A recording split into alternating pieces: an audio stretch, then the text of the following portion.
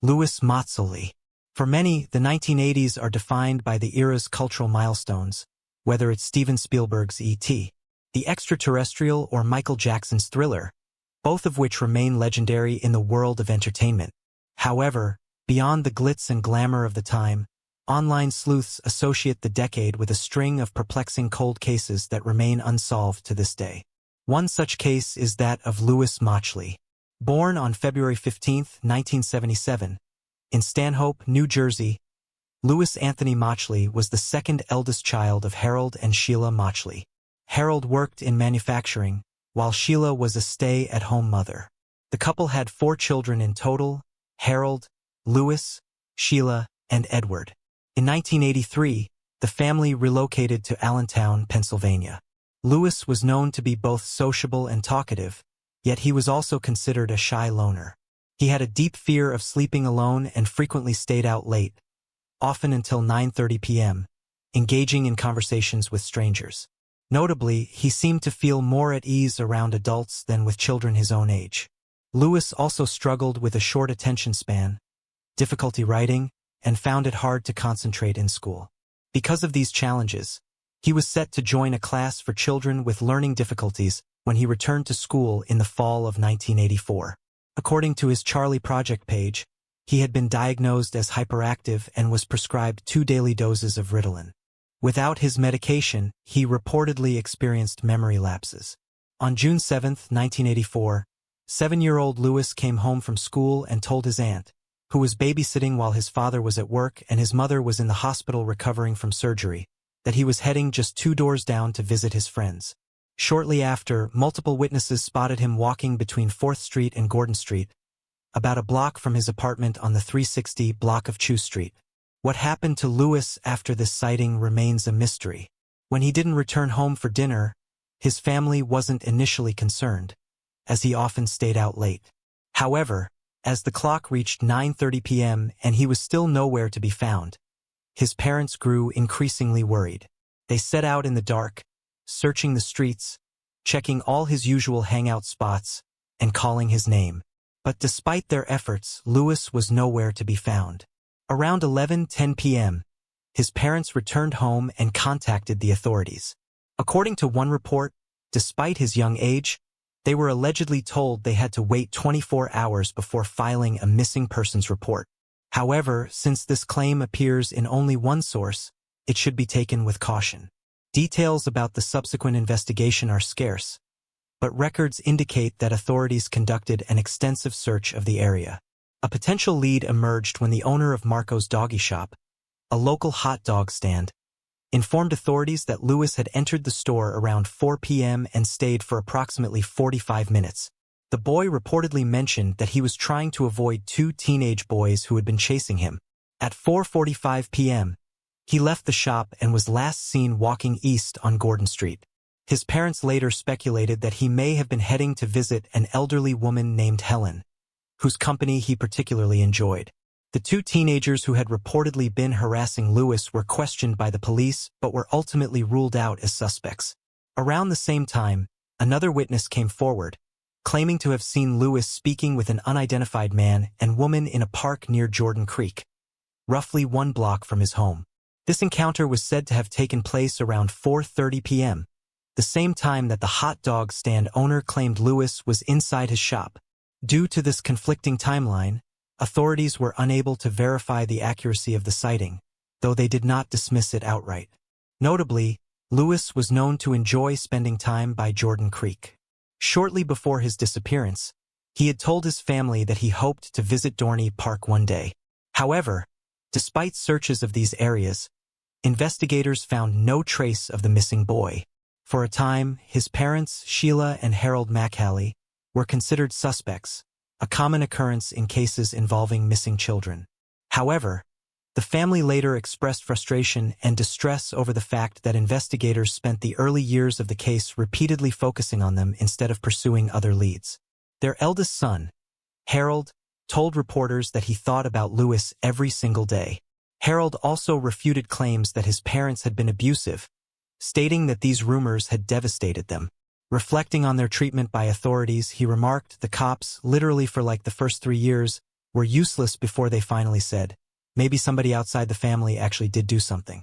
Despite the scrutiny, the Mochelis cooperated fully with the investigation.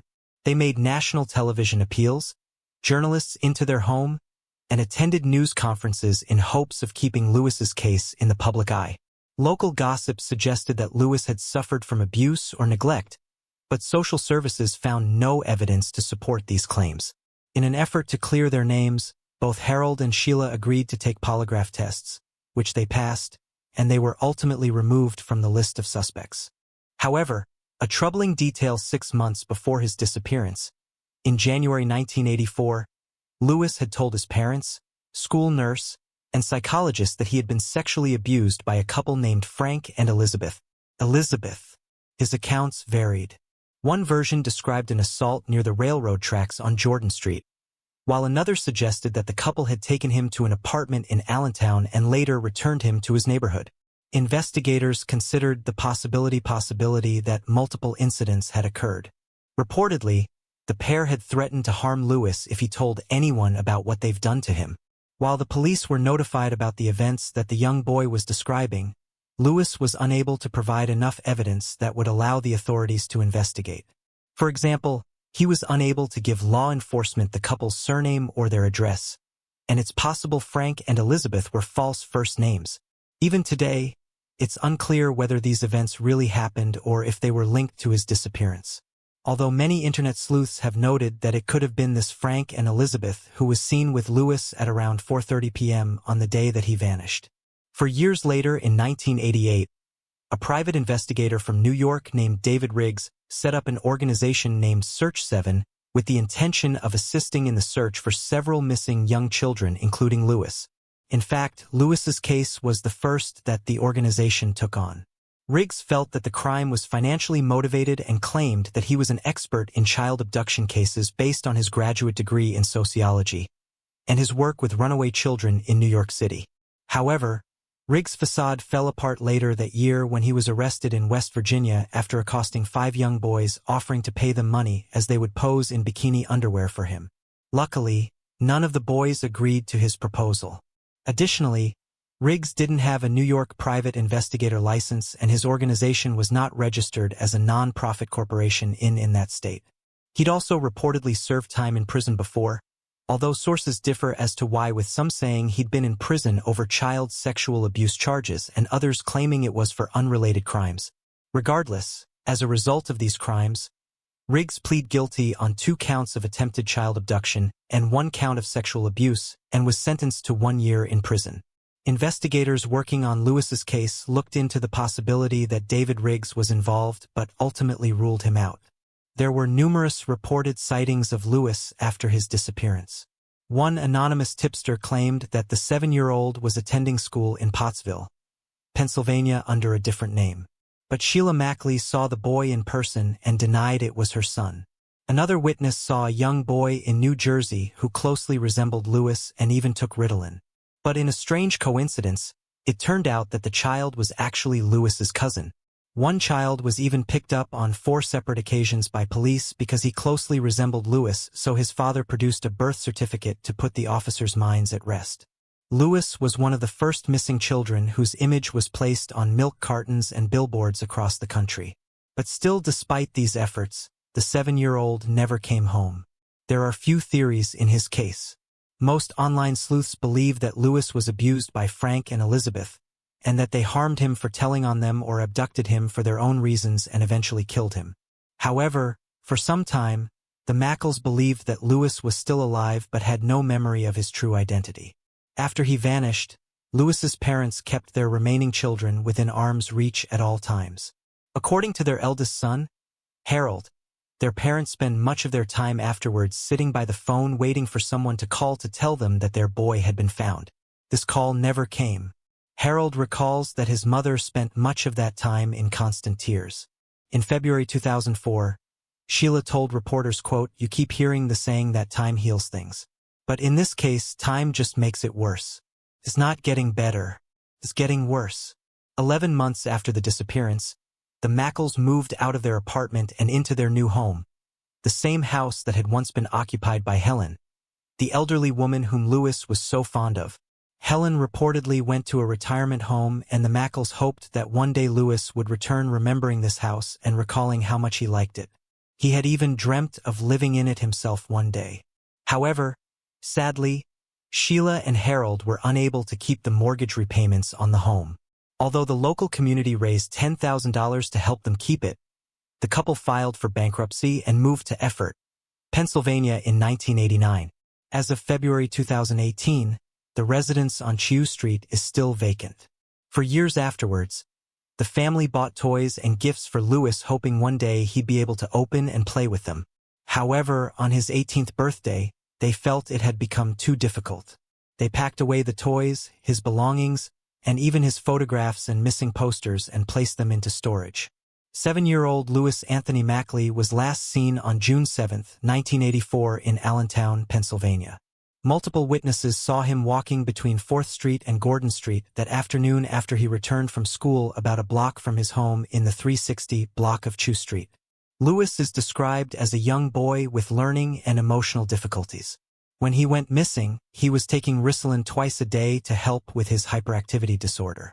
He is a white male with brown hair and was missing 4 of his front teeth when he was last seen. Lewis had 2 distinctive circular burn scars on the right side of his chest. He was also known for his unique posture, often walking slowly while leaning forward and frequently placing his hands on his hips when speaking. At the time he went missing, Lewis was between 4 feet 0 inches and 4 feet 1 inch tall, weighing approximately 44 pounds. He was last seen wearing either a short-sleeved green striped shirt or a navy and white striped shirt, along with blue trousers or jeans that had a red tag on the rear pockets reading, "Doggy." His outfit also included an elastic belt with a trim and a buckle shaped like a train, pink socks, and brown shoes. If Lewis is still alive today, he would be 44 years old. Ruth's murder in the Midwestern state of Ohio sits Columbus, a city with a population of over 905,000 and a history filled with some of true crime's most perplexing mysteries. While cases like the strange disappearance of medical student Brian Schaefer have gained widespread attention, today's focus is on a lesser-known tragedy. In 1950, Ruth King met and fell in love with Russell Alter, a railroad fireman with a strong reputation despite having been divorced twice. Deputy Sheriff Clyde Murray later spoke highly of Russell, describing him as having a #1 record and calling him one of the city's most upstanding men. That Christmas Eve, Ruth and Russell were married, and by February 1951, they moved from Russell's parents' property into their newly purchased home at 350 North Sylvan Avenue in the Hilltop neighborhood. 2 months later, on April 8, Ruth, then 32, gave birth to their first child, a son named Clarence Frederick. For just over 2 weeks, the couple embraced life as new parents, completely devoted to their newborn. However, their happiness was shattered on April 25 when Russell returned home to a devastating scene. Ruth was dead. That morning, at approximately 5:30 a.m., Russell kissed his wife goodbye and left for work. At 39 years old, he was balancing 2 jobs, leaving him away from home for long hours. Russell worked full-time for the Pennsylvania Railroad but also had a part-time job as a motorcycle escort for funerals with the special deputies. Ruth was confirmed to be alive at 8:35 a.m. when Clyde Murray, who was reported in newspapers as overseeing the special deputies, called the couple's home to speak with Russell. Ruth answered and explained that her husband had been called in for a shift at the Pennsylvania Railroad at 5 a.m. and wouldn't be back until around 3 o'clock or 3:30 that afternoon. Clyde had called regarding a funeral scheduled for later that day, but after realizing what happened to Ruth after this conversation remains unknown. Meanwhile, Russell finished his shift around 3 p.m. and decided to visit his mother, Stella Drogon, and his stepfather, H. The 3 spent time together, catching up and sharing a meal. Since H. Dorgan had been in poor health, he had yet to see the couple's new home or meet their newborn son. After dinner, Russell invited his parents to visit the house on North Sylvan Avenue. Before heading to the store, he wanted to check in with Ruth to see if she needed anything, so the 3 of them made their way to his home. Around 6 p.m., upon arriving at their home, Russell immediately noticed that the door was unlocked. This struck him as unusual since he had made sure to lock it before leaving that morning.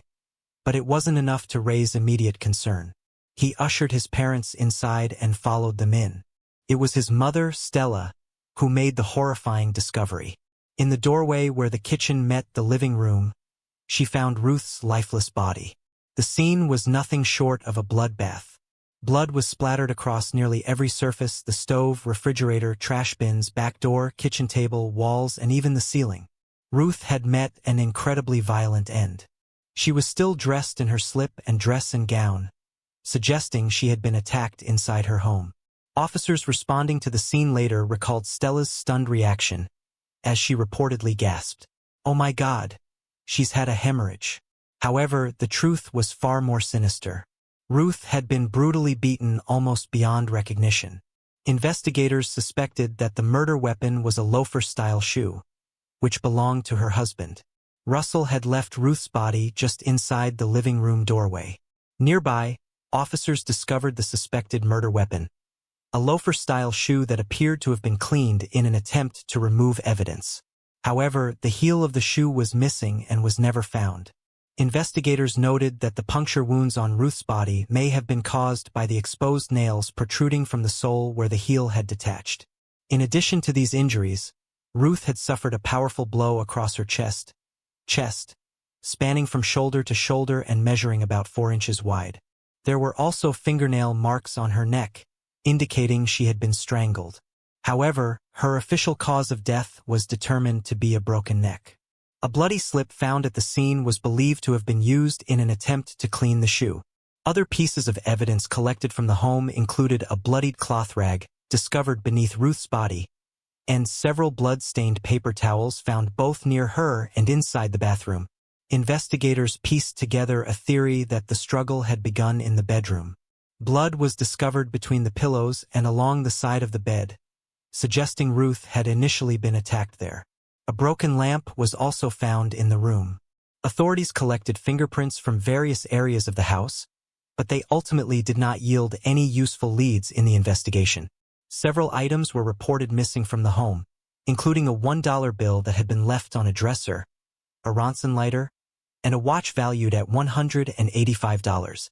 Despite the gruesome scene, the couple's infant son, Clarence, was found unharmed in his crib. However, since the baby had likely been left alone for most of the day, Russell felt too overwhelmed by the tragedy to care for him. Instead, he turned to his second ex-wife, Betty Lehman, for help. Betty and her new husband were close friends with both Russell and Ruth, and she was more than willing to take in the baby during such a devastating time. As the investigation began, officers from the Franklin County Sheriff's Office quickly started forming theories about the crime. One of their initial was that Ruth's murder could have been an act of revenge. However, Russell was regarded as an upstanding man with no known enemies.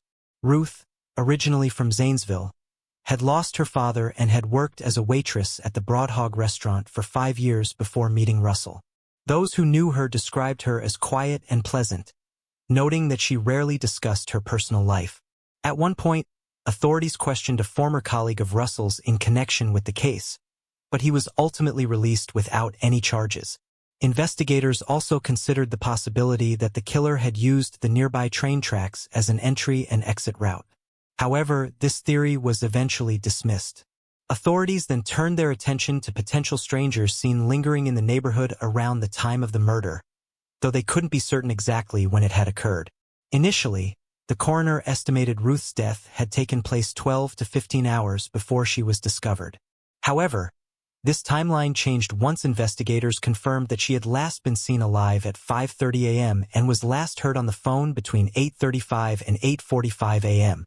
Based on this, authorities suspected she had been killed sometime around noon.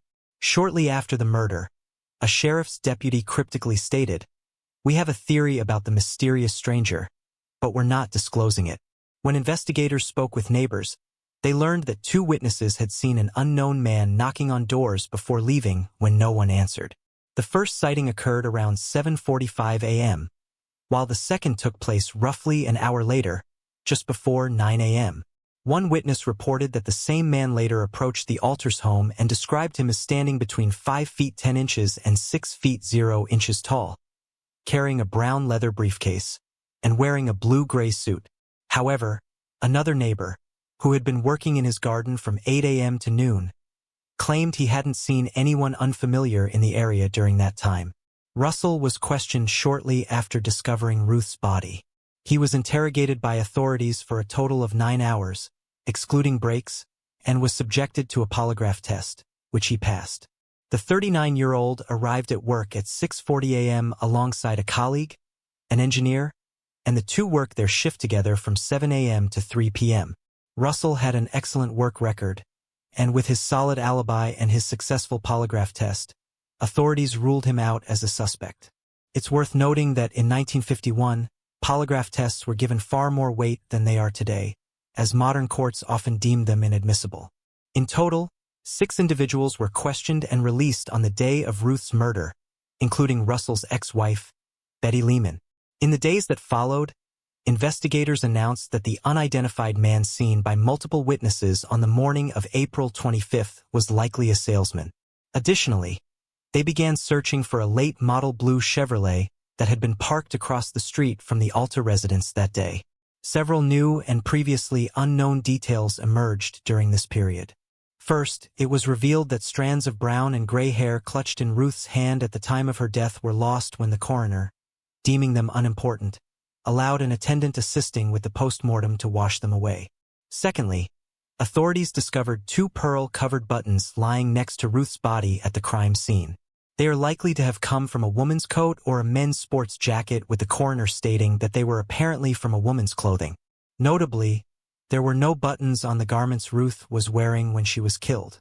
The reveal of the buttons found at the scene led to some speculation that a woman was responsible for the death, or at least involved in some way. Over the next few weeks, investigators followed several leads. They looked into the backgrounds of 2 brothers who had left bloody clothing in their sister's home. The brothers denied any knowledge of the case and the bloody clothing, which was never found.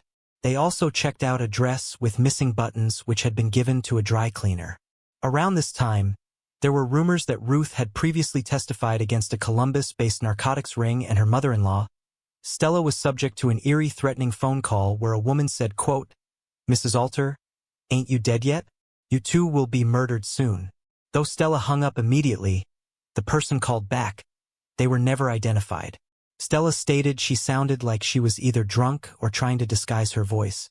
A former girlfriend of Russell's who'd reportedly taken a strong dislike to Ruth and threatened her was separately investigated, followed by a red-haired youth who'd assaulted a local 57-year-old. But despite all the possible leads and information, the police were unable to find anything solid. In early May, those close to Ruth and Russell were re-interrogated along with other potential persons of interest, including a 40-year-old waitress who was an ex-girlfriend of Russell. She would later be cleared of involvement after passing a polygraph test. Still, no motive for Ruth's murder surfaced. Authorities then decided to offer a $500 reward for anyone with information leading to an arrest and conviction of Ruth's killer, but the large sum of cash went unclaimed. Several weeks later, a 23-year-old salesman was questioned in connection with the case, with witnesses identifying his car as the one seen parked outside of the Alta home on the morning of the murder. With the identification of the car, investigators told reporters, "We are optimistic there will be evidential proof against this man as the investigation develops during the day." They added that the young man was a former friend of Ruth's and had been questioned twice previously. He came back to the attention of law enforcement when they examined his statements and noticed some discrepancies. They claimed he was still changing his story during interviews. Police also noted that they believed the killer was someone known to Ruth because she appeared to have let that person into her home. Authorities revealed there was some circumstantial evidence against the 23-year-old who was not immediately identified. The evidence included a lack of an alibi, bloodstains discovered on both his brake pedal, and the cuffs of the trousers of a blue-gray suit he owned, with both stains confirmed as being human blood, and a business card with his name on it which was discovered inside the Alter home. The salesman claimed that the blood came from a slaughterhouse he had visited as part of his work and denied being involved in the murder. He failed the polygraph test shortly afterwards. Then, on May 19th, the salesman's identity was revealed. 23-year-old George Phillips was the son of the owner of the Broad Hog restaurant, where Ruth had spent 5 years working before her marriage to Russell. Authorities announced, quote, results of the lie detector test plus evidence warrant filing an affidavit. George was subsequently charged with first-degree murder. George Phillips was in part raised by his grandmother who'd moved to America from Greece when her children, including George's mother, were young, a terrifying accident when he was just 2 years old, which involved him running out into the road after his ball and being struck by a car saw part of his right arm be amputated. Although this made things difficult for him growing up, George often took advantage of the way his peers would underestimate him. Our patron, Jenny, reached out to one of his childhood friends who told her he would often play up his handicap to older children at the park and challenge them to games of tennis where if he won, they would hand over their money. The older children, surprised by his boldness, would agree to the bet and be easily beaten by George, who walked away with their cash in his pocket. George was described by those who knew him as likable and pleasant. He began attending university after graduating from school but ultimately dropped out and became employed as a salesman. A local grocery store owner recalled how the last time he saw the 23-year-old shortly before his arrest, he had been discussing his favorite soup recipes. According to newspapers at the time, George had known Ruth through her work at his father's restaurant for 4 years, and the two had reportedly had a run-in at some point during this time, with investigators stating that back then, Ruth had slapped the young man for an inappropriate remark he'd made to her. George then hit Ruth back, with police quoting him as saying, "I hit her harder than I intended to." Authorities suggested that a similar set of events had led to the mother of one's death on April 25th. They theorized that George had come to the house to see the newborn baby and secure a time to discuss taking out an insurance policy for him. Then at some point during the visit, the 23-year-old hit Ruth perhaps harder than he meant to, and she'd struck her head on the bed and lost consciousness. When she came to, she ordered George out and followed him into the living room, where she picked up one of her husband's shoes and hit the young man with it. George then lost his temper and retaliated by grabbing the footwear and beating Ruth with it until she fell to the ground. Detective Lieutenant Lester Bauman describes George as an unfortunate youth with a violent temper. Upon searching George's home again, which he shared with his grandmother, investigators discovered a pair of shoes that they hadn't previously been able to locate. The shoes had blood on the soles, but it was obvious that an attempt had been made to clean them. Similarly, a briefcase was found that also had traces of blood on it. Authorities observed that the 23-year-old drove a blue 1937 Pontiac. During the initial court hearing, 3 colleagues testified that George was in a work meeting and was later at a restaurant on the morning of the murder. His defense also produced a witness who countered what 2 of the prosecution's witnesses were saying, that an unidentified man matching George's description had come to their doors earlier that day. The defense's witness was that same man we mentioned earlier, who was out working in his garden all morning and saw nobody odd or unfamiliar come or go. George's defense lawyer, Paul Herbert, also questioned Russell Alter during this time, making sure to interrogate him over the state of his marriage and his personal life, even querying the paternity of the couple's son, Clarence. George Phillips was ultimately released on a $50,000 bond due to an obscure Ohio law. 21 of his friends and relatives pledged the $50,000 in cash or property, allowing him to leave jail until his formal trial started. Upon his release, George stated, "It is with the sincerest appreciation and deepest humility that I take this opportunity to express my thanks to my many friends for their confidence in me." In August, the Franklin County grand jury indicted George on second-degree murder after hearing testimony from 33 witnesses. If found guilty, he would be sentenced to life behind bars but could be considered for parole after 10 years. The following month, Ruth's body was exhumed. She had been laid to rest in Rose Hill Cemetery, south of Zanesville, in a plot near her father's. The Franklin County prosecutor, Ralph Barlett, told reporters no comments when news broke of this development. Newspaper accounts observed that Ruth's face and neck were studied and photographs were taken of her closed casket. Finally, on October 23rd, George's trial began. Paul Herbert, his lawyer, filed a notice of alibi just days earlier, despite the fact that the prosecution had still not narrowed down Ruth's time of death, stating that it was unknown to the state of Ohio when Herbert pushed for a detailed answer to help him with his client's alibi. During the trial, further circumstantial evidence came to light, including witness testimony that a bloody shirt had been found among George's laundry.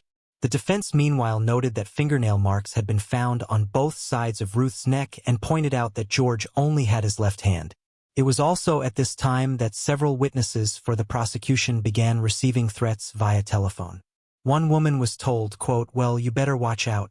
Another answered the phone to hear, quote, "You and your husband are on the spot. He had better keep his mouth shut." The witness said the voice was in broken English. Two other witnesses received threats, but the source of the harassment was never found. Paul Herbert is known to have dismissed the concerns of the prosecution in this matter, stating his belief that the publicity-hungry witnesses had made up the stories. Ruth's case and the trial were highly publicized and eventually gave way to a media circus.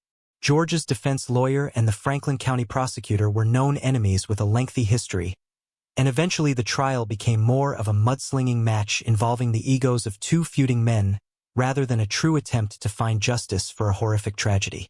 After weeks of testimony, the jury was not convinced. On November 9th, George Phillips was acquitted of all charges. According to our patron, Jenny, following this, George became something of a social pariah. He lost his job and his reputation remained in tatters. He was never able to go back to the life he once lived and wound up moving to Los Angeles, California to start over where nobody knew his name. Russell Alter, the husband Ruth left behind, didn't fare much better. He lost both of his jobs thanks in no small part to the authorities considering him a suspect early on, and him undergoing arrests and questioning several times throughout the investigation. A 1953 article from the Columbus Evening Dispatch observes that Russell filed a civil lawsuit against George Phillips charging that the 25-year-old wrongfully, unlawfully, maliciously, and intentionally killed his wife and seeking $75 $0.0.9 today in damages for himself and his son. Russell also sued the Franklin County Sheriff Ralph Paul for $25,000, claiming he was falsely arrested, and noting that he spent 4 days in prison in April 1951, just days after he found his wife murdered. He added that the arrest was done without a warrant and without reasonable or probable cause, noting that it was a humiliating experience and that his reputation never bounced back. Sheriff Paul declined to comment for the article. 5 months after reports emerged about Russell's lawsuits, Evening Dispatch announced that the 42-year-old was set to remarry. His fourth wife, Alice Adkins, was a divorced mother of 4 and was acquainted with the couple before Ruth's murder. She was one of the people questioned by police following the discovery of the body. Alice remained married to Russell until he died in 1964. He was 53 years old. Russell and Ruth's son, Clarence Frederick, or Fred as he prefers to be known, recalled Alice as a kind woman who raised him as her own and gave him a happy childhood, all things considered. Meanwhile, his father made sure to keep in regular contact with Ruth's side of the family, and they would attend King family reunions every summer. Our patron, Jenny, connected with Fred on Facebook, where she was able to learn a bit about his life. During their conversation, Fred shared an interesting story about a phone call he had received years ago while at work. The call came from an older man who asked how he was doing, whether he was happy, and if he had lived a good life. Fred recalled that the conversation was brief but polite, and the caller never gave his name. It wasn't until after he hung up that Fred began to wonder if the man on the other end of the line had been George Phillips, who would have been in his 70s at the time and still living in Los Angeles. No one else was ever charged in Ruth's murder after George was acquitted, and even 70 years later, her case remains unsolved. Moving on to the next case. Melvin Charles Horst. 4-year-old Melvin Charles Horst lived near the intersection of Vine and Paradise Street in Oroville, Ohio. On the afternoon of December 27, 1928, he went out to play with 4 neighborhood friends, carrying a small red truck or wagon he had received as a Christmas gift. The boys gathered in an empty lot near the railroad tracks on Chestnut Street. At around 4:30 p.m., Melvin's mother, Zora, called for him to come inside for supper, but he never responded. Concerned, she sent his older brother to check with the neighbors, but there was no sign of him. By 6 p.m., Melvin's father, Raymond, arrived home from work to find Zora frantic with worry. The couple immediately began searching for their son.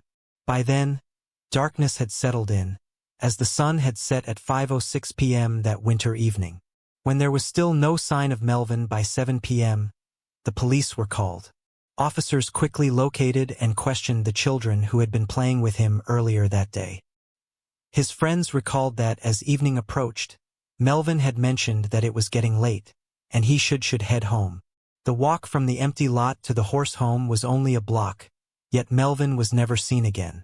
The only trace of his journey was the red toy truck or wagon he had been playing with, found abandoned in the front yard of his house. By 8:30 p.m., around 4,500 Oroville residents had gathered to search for the missing 4-year-old, who had now been gone for approximately 4 hours. His uncle Roy Horst, who served as the village marshal, led the extensive search effort. The search continued for weeks, covering more than 100 square miles. Authorities went door to door, but no sign of Melvin was ever found. Investigators initially considered the possibility that he had been mistaken for another young boy in the neighborhood who closely resembled him and belonged to a wealthy family. If this were the case, they expected ransom demands to follow, but none ever came. Another theory focused on the tense political climate of 1928. Prohibition was in full effect, and Roy, known for his strict enforcement of liquor laws, had made many enemies. Some speculated that Melvin's disappearance might have been an act of revenge against his uncle. Roy had been living with Melvin and his family in the months leading up to the boy's disappearance and was considerably close to his nephew, Melvin. Authorities wondered if his disappearance was a kidnapping by bootleggers, manufacturers and distributors of alcohol, made out of revenge for Roy's part in enforcing the current controversial laws of the time. The media covered the case Elias Arnold and his children William Arnold, Arthur Arnold, and his children William Arnold, Arthur Arnold, Elias Arnold, and his children William Arnold, Arthur Arnold, and Dorothy McHenry, as well as his son-in-law Dorothy's husband Bascom McHenry, on charges of kidnapping.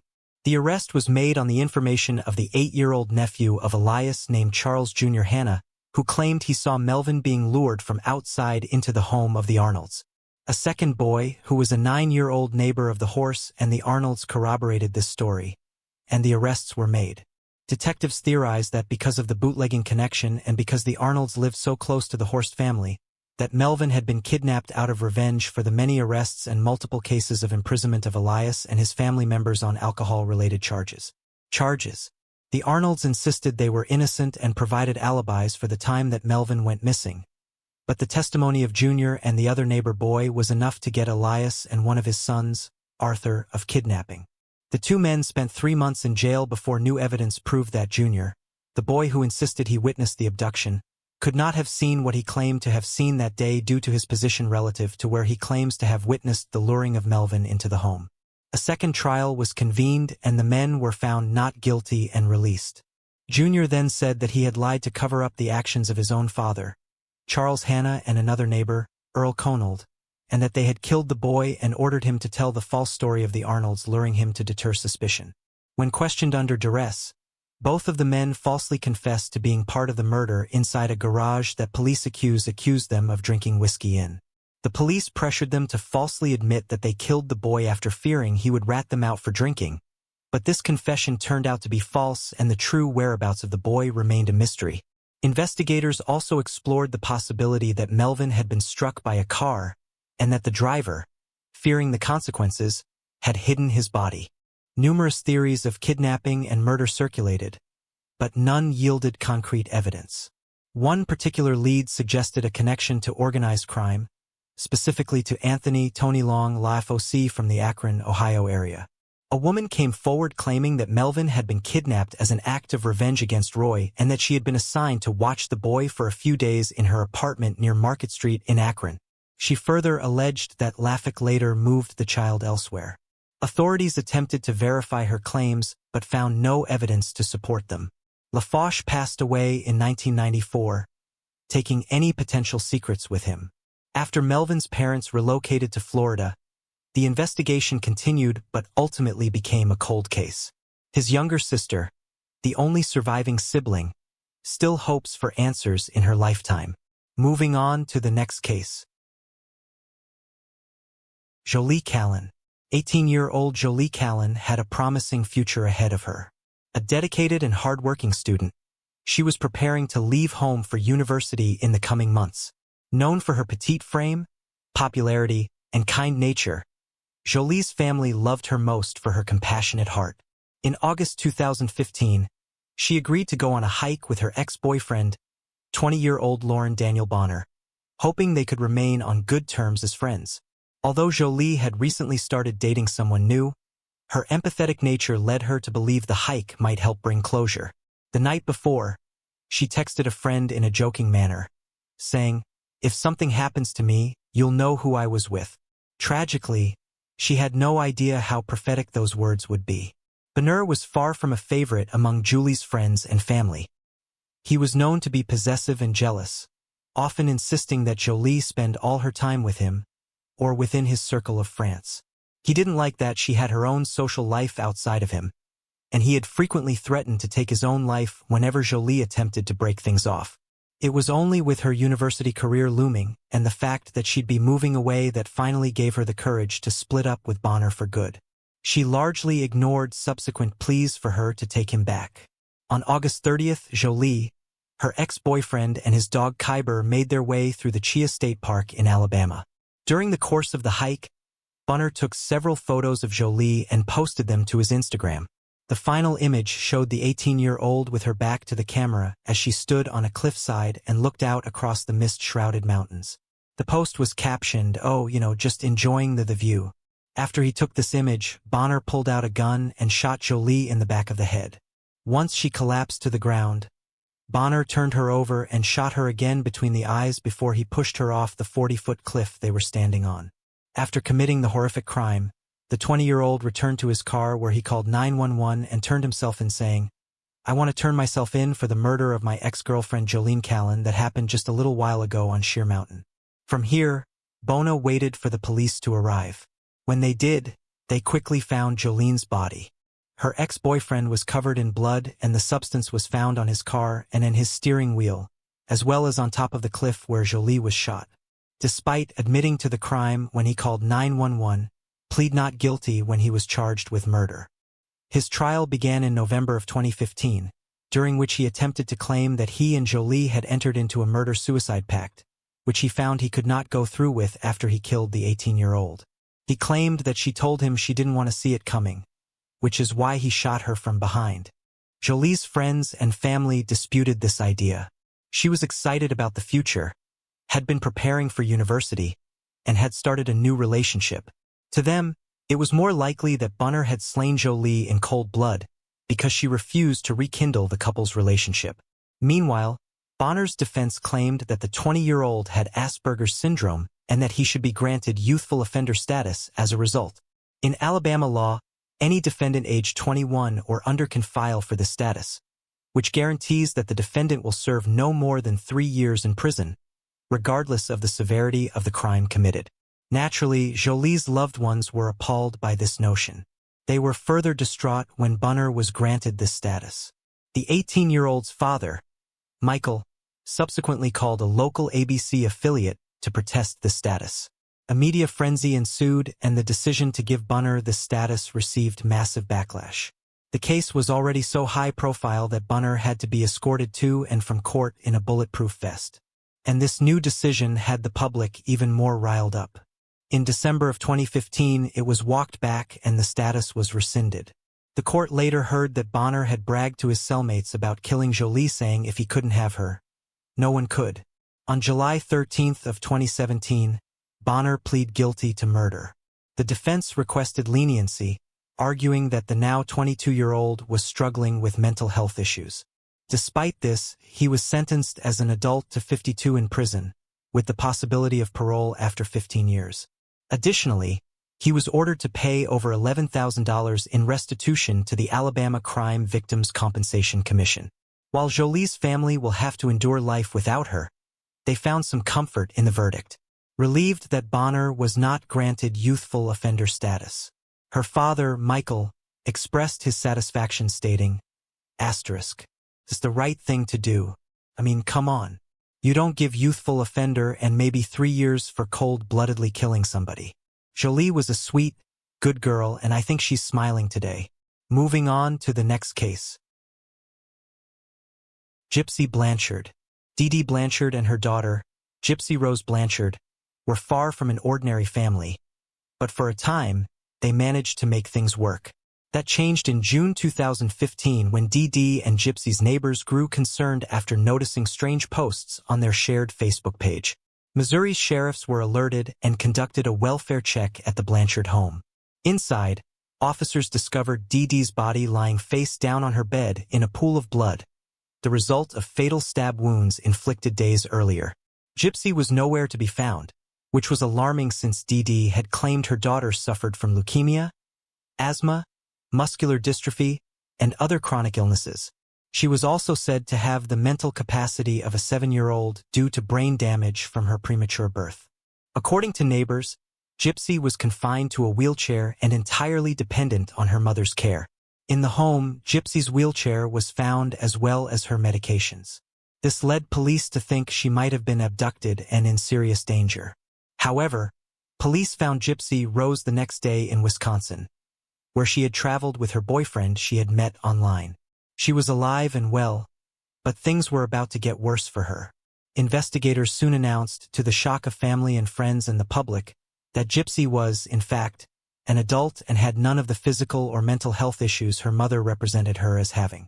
Further investigation found that some of the doctors who examined Gypsy had found no evidence of the claimed disorders, and in one case suspected Munchausen syndrome by proxy, in which a caregiver often exaggerates and induces mental or physical health problems in those who are in their care with the primary motive of gaining attention or sympathy. Dee Dee had changed her name after her family confronted her about how she treated Gypsy and suspected her of poisoning stepmother. Nonetheless, many people accepted her situation as true, and the two benefited from the efforts of charities such as Habitat for Humanity, Ronald McDonald House, and the Make-A-Wish Foundation. Dee Dee had been making her daughter pass herself off as younger and pretend to be disabled and chronically ill, in the process subjecting her to unnecessary surgery and medication, including a feeding tube put into her stomach and controlling her through occasional physical and psychological abuse. They often appeared on TV together, including spots on the local news, with Dee Dee always holding on to Gypsy's hand tight, squeezing to alert Gypsy that she said something that she didn't like. Over time, Gypsy began creating a secret online life while her mother slept. Through a dating site she had joined, she connected with Nicholas Gojan, and over the course of 2 years they plotted a way to eliminate Dee Dee. According to text messages and interrogations, Nicholas entered the Blanchard home and allegedly stabbed Dee Dee while Gypsy hid in the bathroom. Afterward, the pair took several $1,000s from a safe in the house, and Nicholas mailed the murder weapon, a knife provided by Gypsy, to his home in Big Bend to avoid being caught with it. The disturbing Facebook post led authorities to Gojan's residence in Big Bend, Wisconsin, where the two were arrested on June 2015. Gypsy later pleaded guilty to second-degree murder and received a 10-year prison sentence, while Nicholas faced trial for first-degree murder. Before I continue, I want to remind you that only a small percentage of people who watch my videos are actually subscribed. So if you enjoy my content, consider subscribing. It's free and you can always change your mind later. Now let's move on with the video. Moving on to the next case. Jennifer Daughtry. On the morning of February 11, 2010, a truck driver was making his way through the quiet streets of Greensburg, Pennsylvania.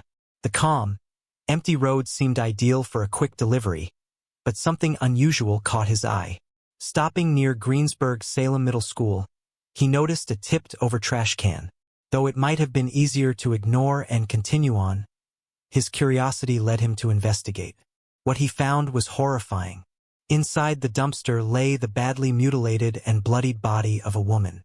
Unable to comprehend what he was seeing, he quickly called 911, and the police rushed to the scene. Upon arrival, officers found the woman's body haphazardly thrown into the dumpster, with numerous stab wounds visible on her body. Further examination revealed bruises, indicating she had been severely beaten before her death. The location of the body, discarded in a dumpster outside a middle school, suggested that this wasn't where the murder had occurred, but rather where the body had been left after being disposed of. As the police searched the woman's battered body, they discovered a note tucked into the back pocket of her pants.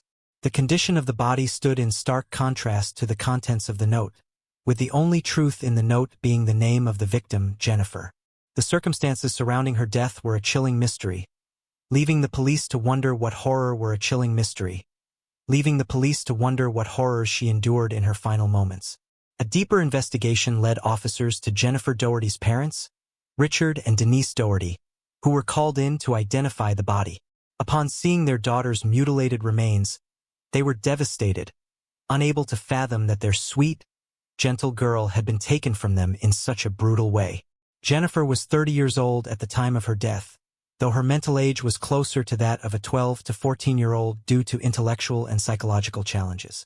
Born on November 8, 1979, in Latrobe, Westmoreland County, Pennsylvania, Jennifer had a bright, warm personality that attracted many friends. Despite being bullied by some of her peers because of her mental challenges, her kind nature allowed her to form strong bonds with those who saw beyond her difficulties. In the course of their investigation, the police were surprised to learn that Jennifer was a resident of Mount Pleasant, which added an unexpected layer to the case. This raised questions about what Jennifer was doing in Greensburg and who could have taken her life. Her parents informed the police that their daughter regularly traveled to Greensburg for medical appointments. She was also attending life skills classes at the West Place Clubhouse in Greensburg, where she was learning to become a mechanic. On this particular day, however, Jennifer had come to the city to meet a new group of friends for a sleepover. She had met these friends through Angela Marinucci, whom she had encountered while taking her classes at the West Place Clubhouse. The two girls had instantly connected, and Angela introduced Jennifer to her circle of friends. Ricky Smyrns, Melvin Knight, Amber Menninger, Robert Masters, and Peggy Miller. Despite her mental challenges, Jennifer had finally found a group of people with whom she could relate. Each member of the group faced their own cognitive difficulties, often stemming from troubled childhoods and painful past experiences. These shared struggles allowed Jennifer to bond with them quickly and find comfort in their company, as they all navigated life together despite their psychological battles. Jennifer's parents fully trusted this new group of friends, as they had noticed how happy their daughter was around them. Before she left on February 10, 2010, Jennifer had left a note for her mother, saying she would be back by the following afternoon after the sleepover. She also included the contact information for all 6 of her friends, in case of any emergencies.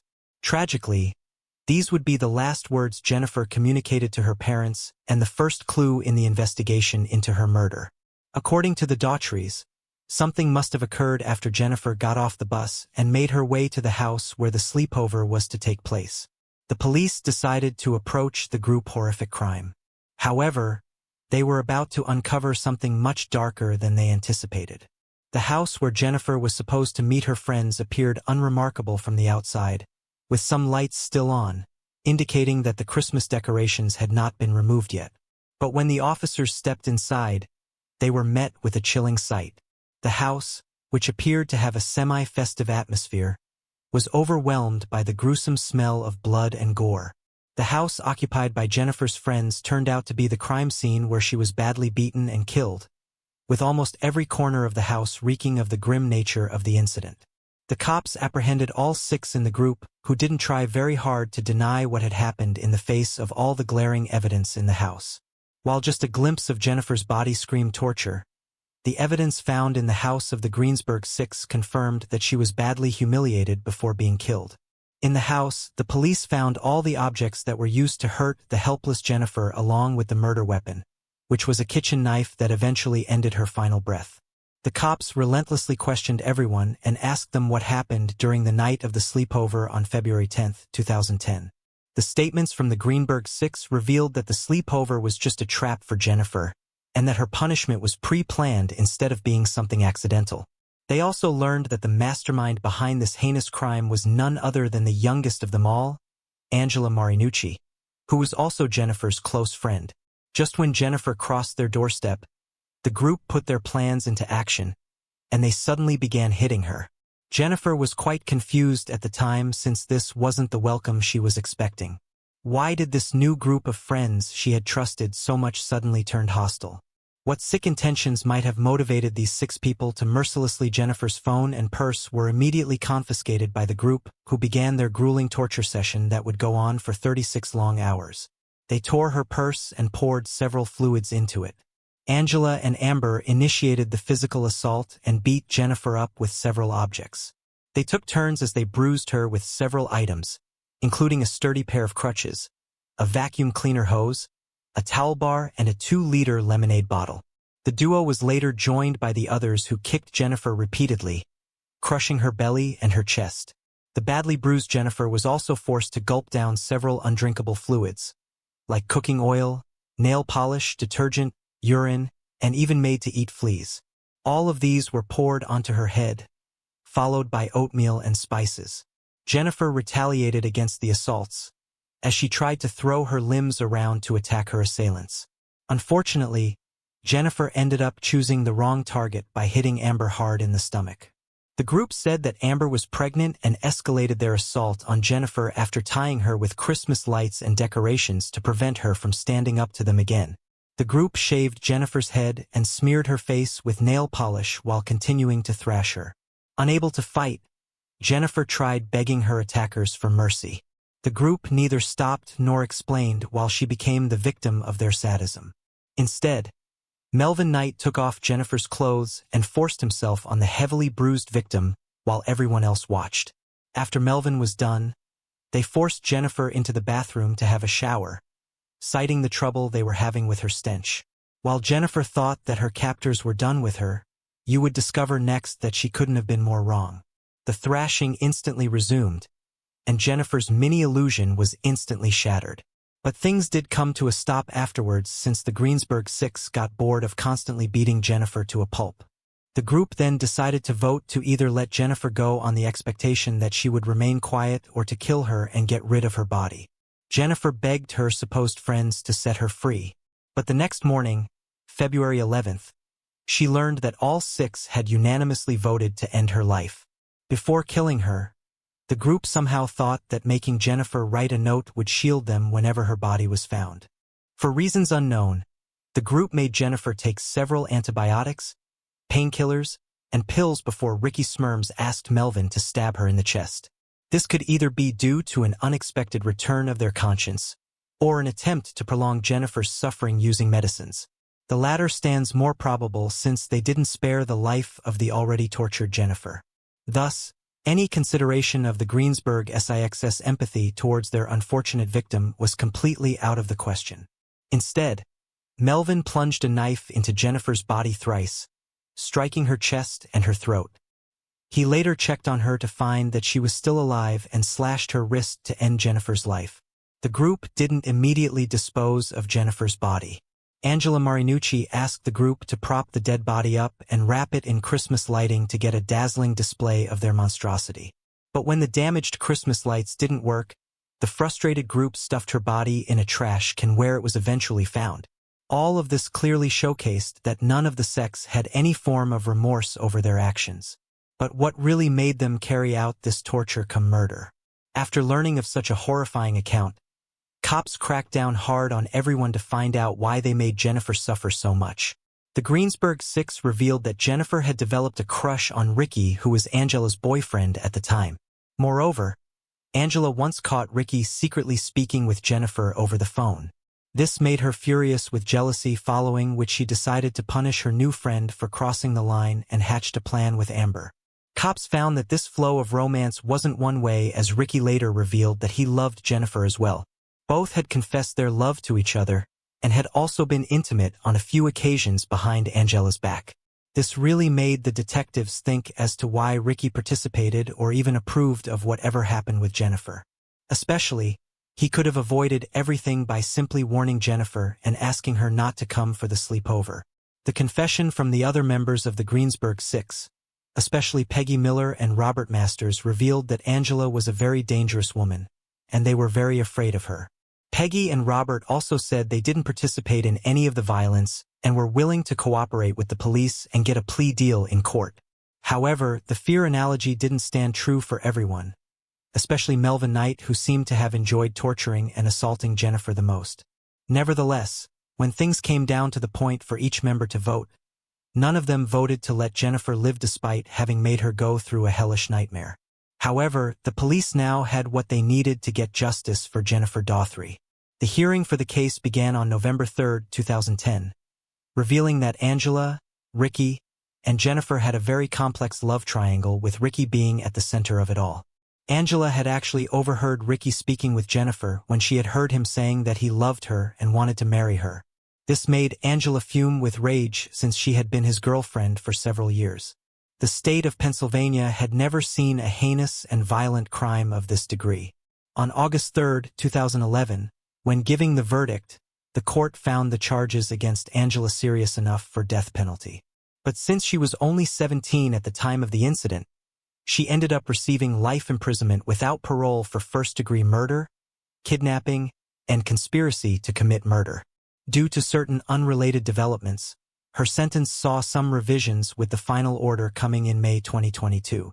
Angela is now undergoing her sentence and would be eligible for parole only in February 1970.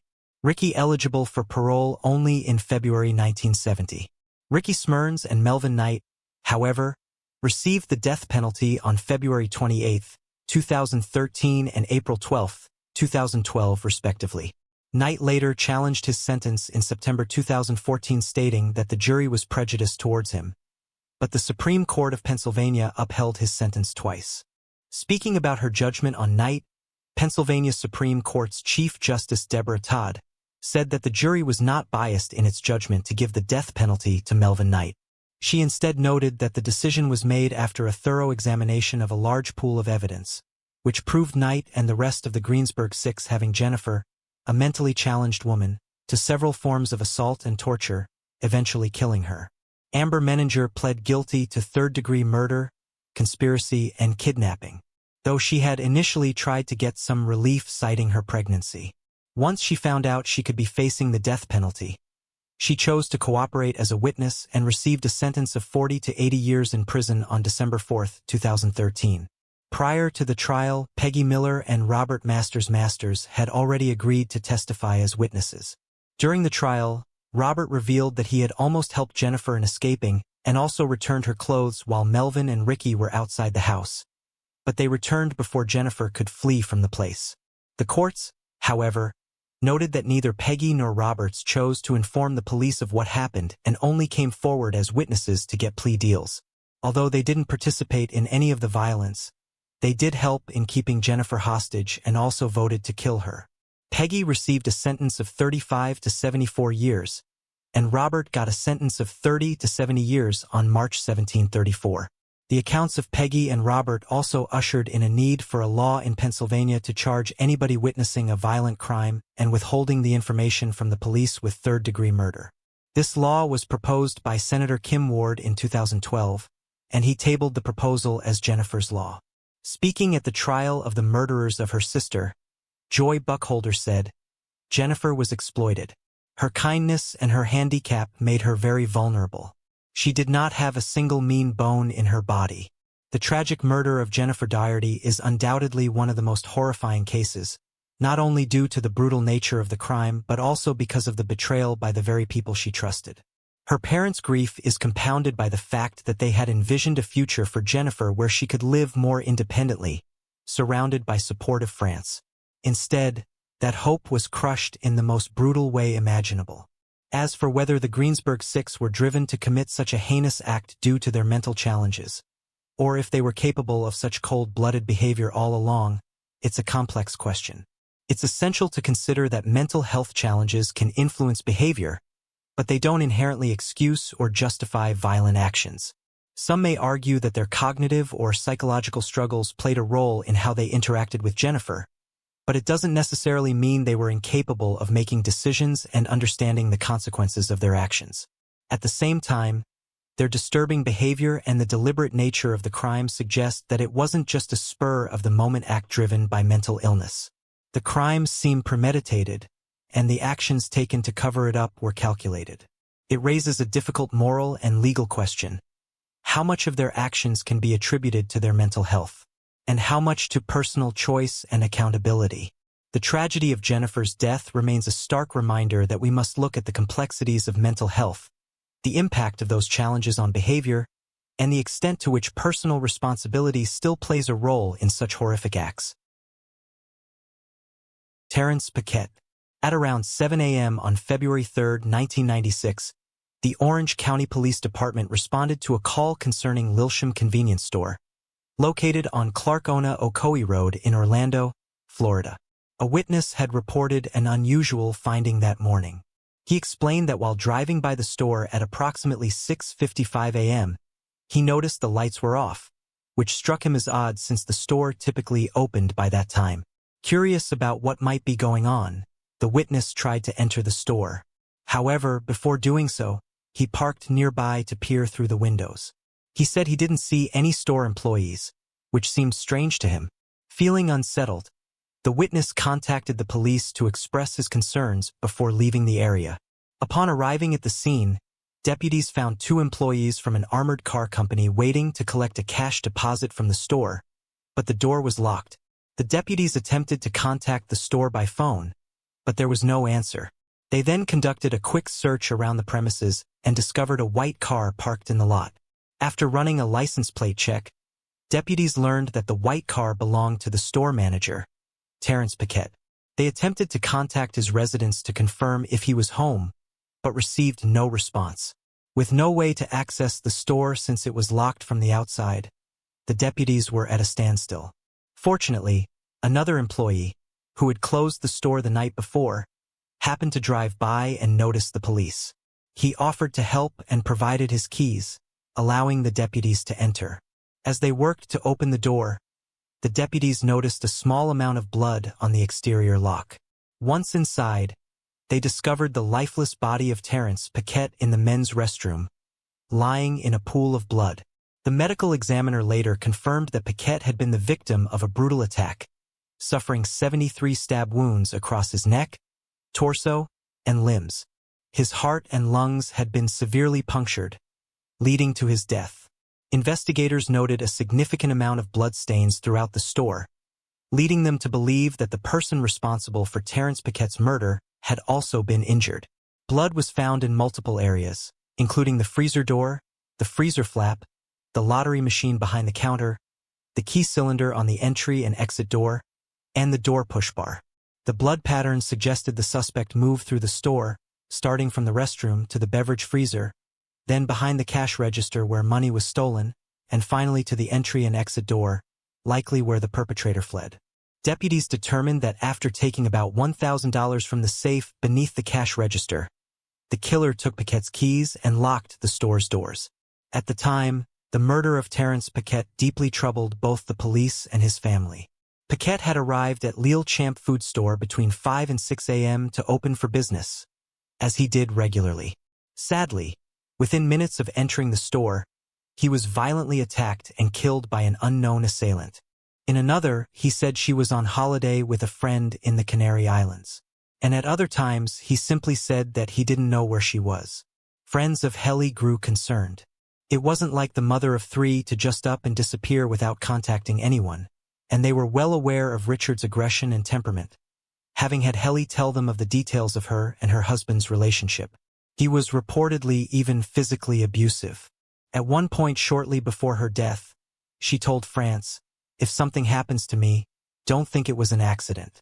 She even told this to her divorce lawyer, who described the unusualness of the statement in her interview on the TV show Forensic Files. When authorities were eventually alerted to the troubling disappearance of the 39-year-old flight attendant, they went to search the family home. One of the first things they noticed was the missing pieces of carpet from the floor in the master bedroom. The Crafts nanny recalled that there was a dark grapefruit-size stain on one of the pieces of carpet which had now been removed. This had investigators worried, and as they continued to look around, they also found evident blood smears on the side of the bed, and that a large freezer was missing from the home.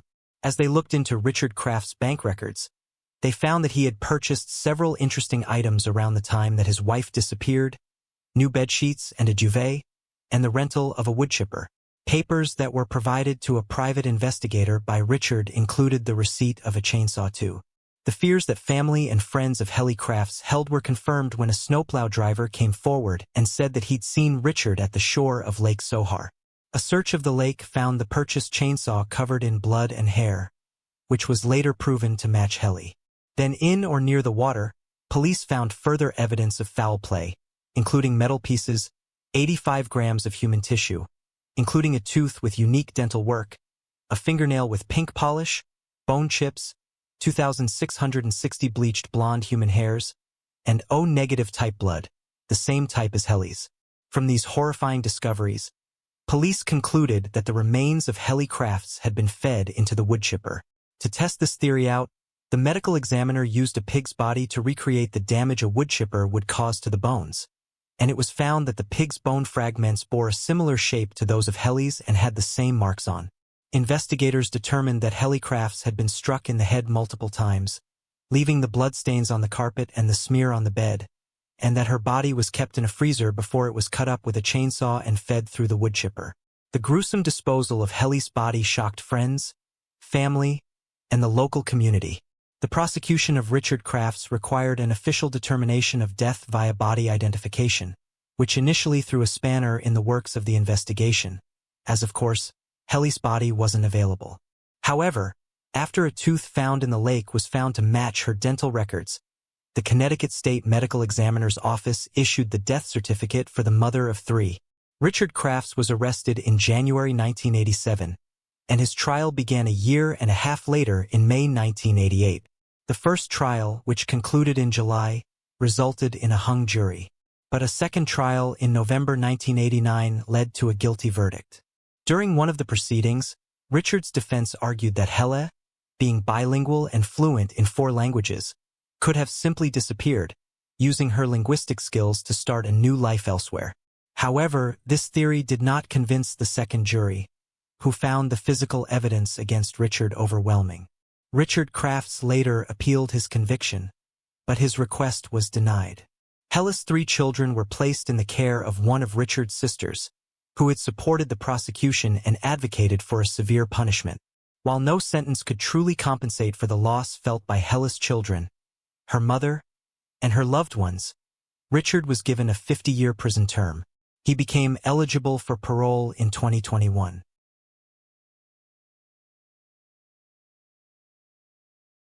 The Chun family tragedy.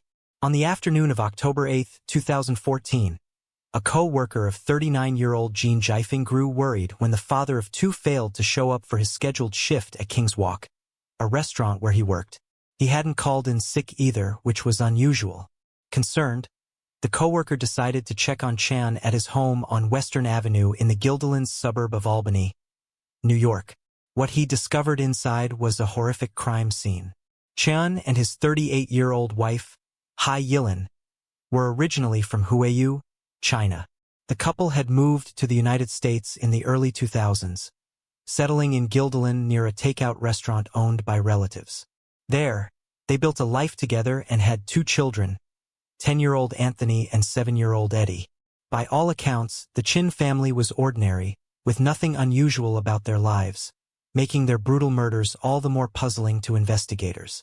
The case gained significant attention, as it was the first quadruple homicide in the Capital District. According to Chen's brother, who spoke to the media, the father of 2 was found on the ground floor of the family's bungalow. Hai and the couple's 2 children were discovered upstairs, their bodies covered by a blanket. The family had met a brutal end. Each of them had been bludgeoned with a hammer, and later reports indicated they had also been stabbed. Investigators determined the murders took place in the early morning hours, likely between 3:30 and 6:30 a.m. Both the Guilderland and New York State Police worked together on the case, searching the areas surrounding the family's home for any possible clues. Authorities faced several challenges in the initial 48 hours of the investigation. A language barrier slowed progress, and fear within the community made gathering information difficult. Further complicating matters, there were no surveillance cameras in the area, and Apple initially refused to release the Chen's iPhone records. Though the company eventually complied, law enforcement stated that the delays significantly hindered their investigation. With little physical evidence recovered from the crime scene, detectives have struggled to make progress.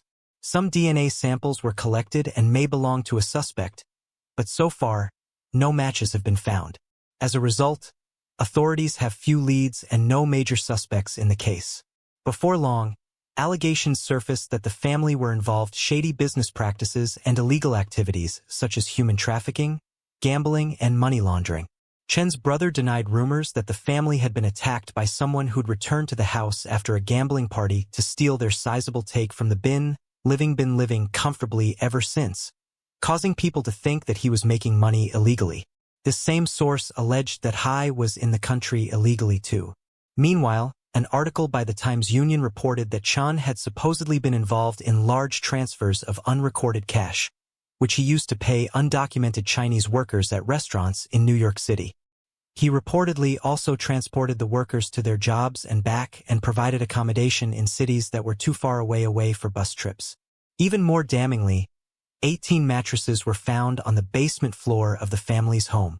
The Times-Union also claimed that the weekly card game Chin ran had racked up about $100,000 in debt. However, this is where that lead dries up. Authorities have said that while the organized crime theory hasn't been discounted, they have yet to find any solid leads in the case. The only other theory explored in the case was a possible connection between the Chin family murders and two other family killings that occurred around the same time. In 2014, a family of 4 was shot and killed in their Houston, Texas home. Similarly, in 2011, a married couple and the wife's sister were found stabbed to death in their Mississippi residence. However, no definitive links have been established between these crimes. By 2015, investigators had pursued 600 leads, a surprisingly low number for such a serious case. A reporter from World Journal suggested that she and her colleagues suspected the family may have known more than they disclosed. The Chan's funeral took place a month after their deaths to allow time for relatives from overseas to attend. They were laid to rest at All Faith Cemetery in Middle Village, Queens. The case remains unsolved, and a $5,000 reward is still being offered for information leading to an arrest. Anyone with knowledge of the Chin family murders is encouraged to report it at capitalregionalcrimestoppers.com. https://capitalregionalcrimestoppers.com. Moving on to the next case. Melissa Tremblay. A girl went out for a walk and disappeared under mysterious circumstances. The police quickly joined the search, uncovering a series of eerie clues along the way. Despite their efforts, the case remained unsolved for 30 years. However, investigators eventually managed to crack it, revealing a shocking truth. Yet, even after the case was solved, some questions remain unanswered, leaving parts of the story still shrouded in mystery. Melissa Tremblay was born on March 1, 1977, in Lawrence, Massachusetts. Just a month after birth, her biological parents gave her up for adoption, and she was welcomed into the home of Jeanette and Robert Tremblay. Melissa grew up in Salem, New Hampshire, where she was an energetic and lively child. Her interests included fashion, singing, and reading, and she quickly made many friends at school. She also spent a lot of time at the Boys and Girls Club of America. At the age of 9, Melissa's life was shaken when her adoptive parents divorced, and her father became absent from her life. Later on, her mother, Jeanette, began a relationship with a man named Robert, but they did not live together. On September 11, 1988, when Melissa was 11, her mother took her to Lawrence to meet Robert. They often frequented a local bar, and since there was no one else to care for Melissa, Jeanette would bring her along. While her mother socialized inside the bar, Melissa would often play outside, with the only rule being not to venture too far from the bar. She spent time on the nearby streets, unaware that this seemingly mundane day would soon take a tragic turn. Because her mom frequented the bar, Melissa had become acquainted with some of the local kids and would often play with them. That particular day, she spent most of her time outdoors, periodically checking in with her mom. At one point, the bartender made her some popcorn, and Melissa told him she'd come back for it soon. However, she never returned to collect the snack.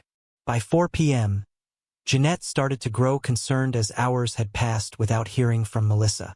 She went outside to check her car, but there was no sign of her daughter. Jeanette and Robert immediately began searching the area, going down street after street, but they couldn't find any trace of Melissa.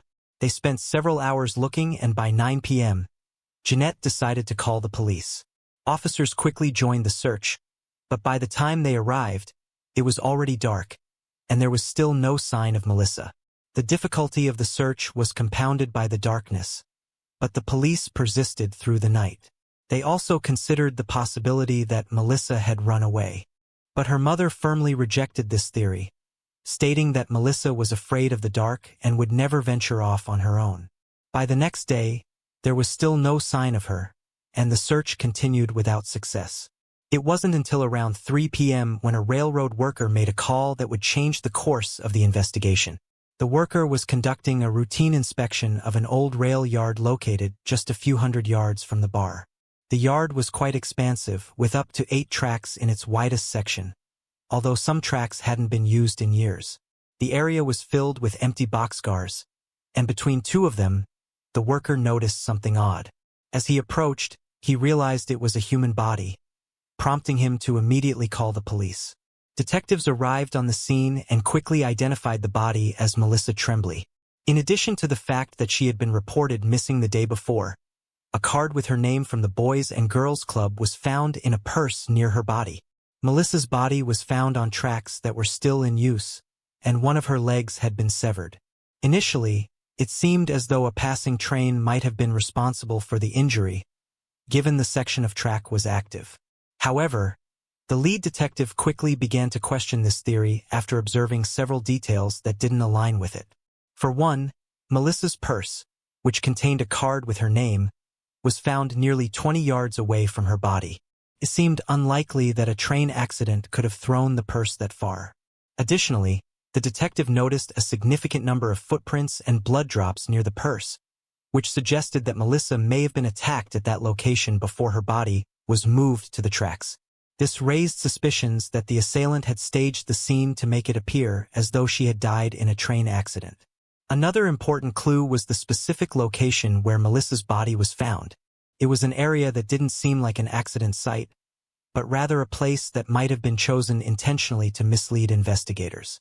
The old rail yard, known for being a secluded spot frequented by homeless individuals and people using illegal substances, became a point of interest for the detectives.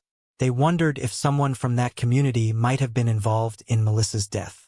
As the body was sent for examination, police focused on collecting clues and speaking with potential witnesses to piece together the timeline of events. The first witness they interviewed was an employee from the railroad company. He recalled seeing a girl matching Melissa's description near the tracks the day before her body was found. Concerned about her safety, he asked her to leave, and she complied, walking away from the area. Next, detectives interviewed a woman who lived near the bar where Melissa's mother had been. She was familiar with Melissa, as her children had become friends with her, and Melissa often visited their home. On the day she went missing, Melissa had come by to invite the woman's children to play, but when the woman informed her that her children were grounded and couldn't go out, Melissa left on her own. The breakthrough came when detectives spoke to another witness, whose statement provided the first real lead in the case. The witness who had seen Melissa talking to a man near the rail yard provided a crucial lead in that he described the man as being large, unkempt, around 30 years old, with dark hair and a large beard. The van he was driving was brown, old, and rusty. With this information in hand, the police began canvassing the area, looking for similar vehicles and gathering more details about the man in question. Meanwhile, the medical examiner's findings ruled out the train as the cause of death. They determined that Melissa had suffered numerous bruises and 3 fatal stab wounds. There was no evidence of sexual assault and no foreign biological material was found on her body or clothes. The stabbed wounds were inflicted by someone who used their left hand, which suggested that the killer was likely left-handed. Reclassifying the case as a homicide, detectives honed in on the only solid lead they had: the description of the van and the man who had been seen with Melissa shortly before she went missing. The search for the suspect intensified, but they still faced significant challenges in connecting the dots. The police concentrated on finding similar vehicles in the area, but repeatedly hit dead ends. The challenge was that even if they found the right van, linking its owner to the murder would be nearly impossible without a confession. DNA analysis was not impossible without a confession. DNA analysis was not yet in use, and there were no additional pieces of evidence, like Melissa's belongings or fingerprints, likely to be found in the van. The police also kept trying to find new witnesses. They interviewed several hundred residents in the area, but this effort yielded no results. Detectives continued searching for the van and other clues for several months, but the case eventually went cold. Melissa's murder received significant media coverage, and many people began blaming her mother for what happened. They were outraged that Jeanette let her 11-year-old daughter wander the streets alone, especially near such a dangerous place as a rail yard. What infuriated them even more was that while Melissa roamed the streets for hours unattended, her mother was drinking in a bar. Rumors began spreading in the newspapers that Jeanette had developed a drinking problem after her divorce and was struggling with her parental responsibilities. People also started blaming social services for failing Melissa by not intervening in the situation. Amid all these accusations, Jeanette refused to speak with media or answer their questions.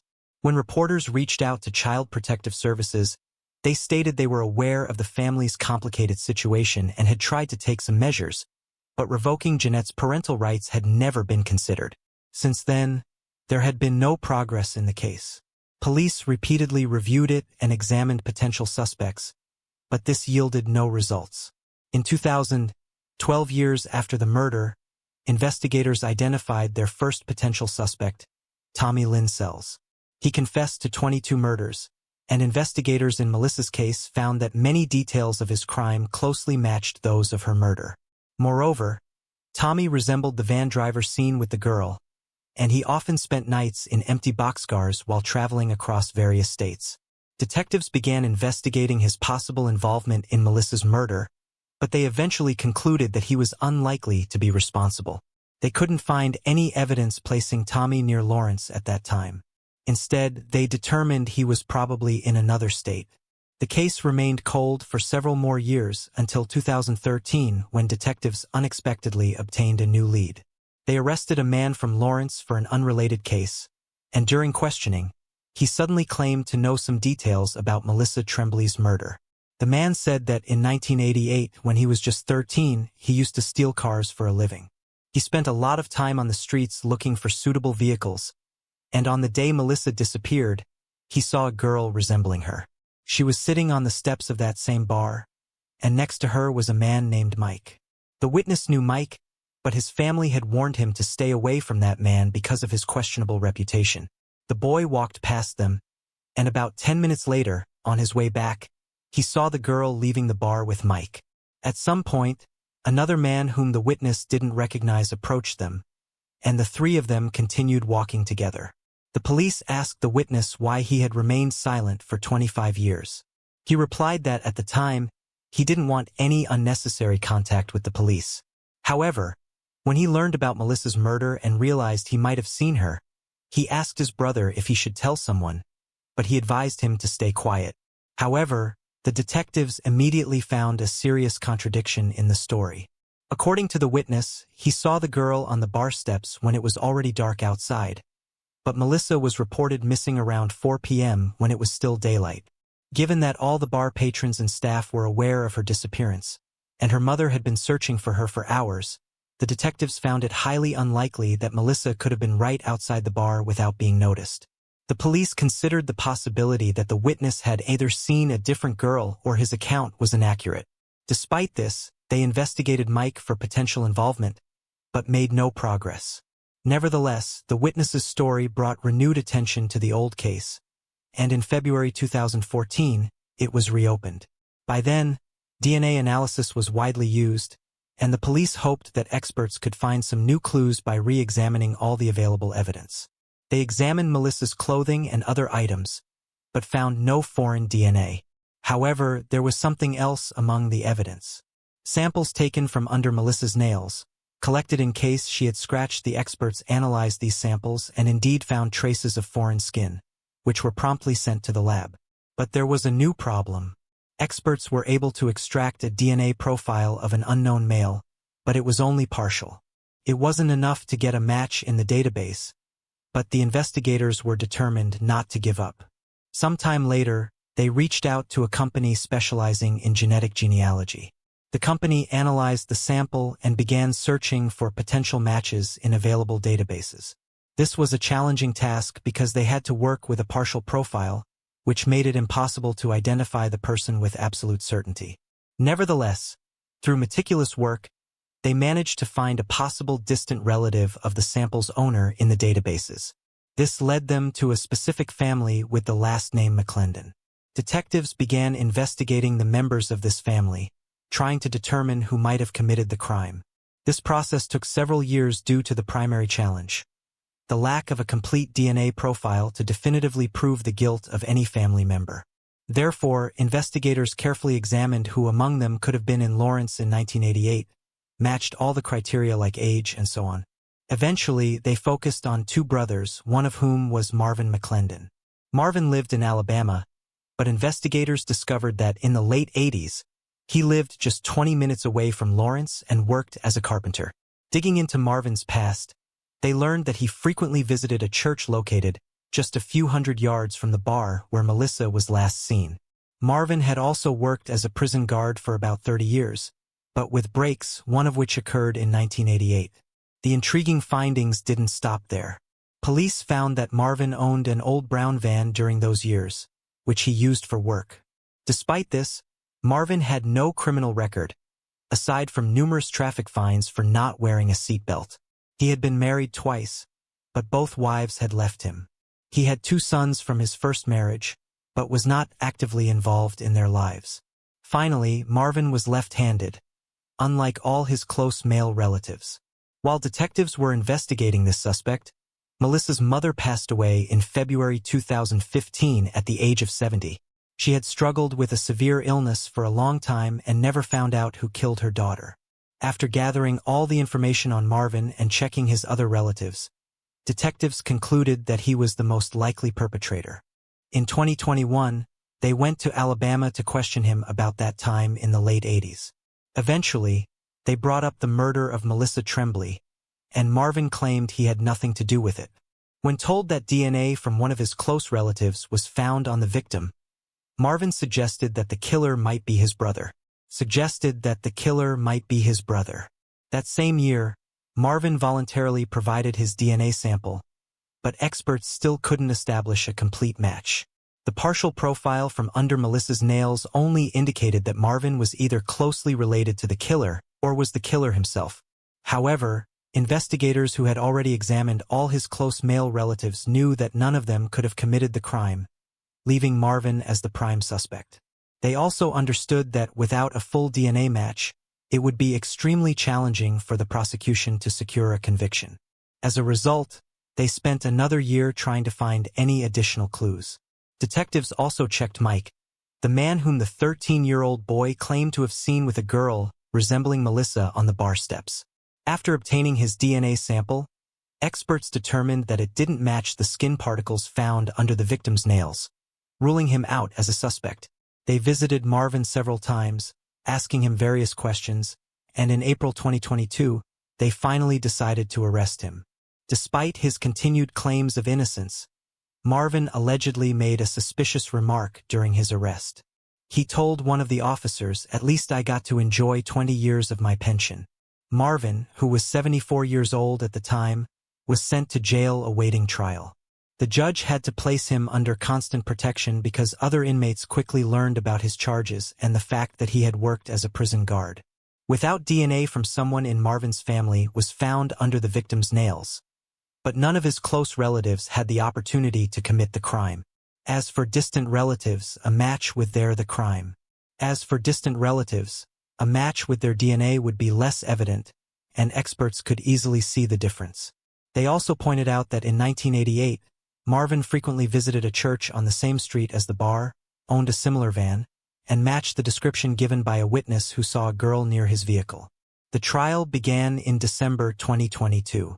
Marvin's lawyer immediately focused on the lack of a complete DNA profile of the perpetrator, claiming that without it, his client's guilt couldn't be confirmed. The defense then called two experts. One was a forensic specialist who testified that, based on crime scene photos, she couldn't confirm that the killer was indeed left-handed. The case took a dramatic turn when the jury deliberated for nearly a week but ultimately failed to reach a unanimous verdict. Some jurors believed that without a complete DNA profile, they could not definitively convict Marvin, which led the judge to declare a mistrial on December 27. The prosecution, however, wasted no time and announced plans for a retrial, scheduled for September 30, 2024. As the trial approaches, Marvin remains in jail. At 76 years old and suffering from various health problems, there is concern that he may not live to see the end of the new trial.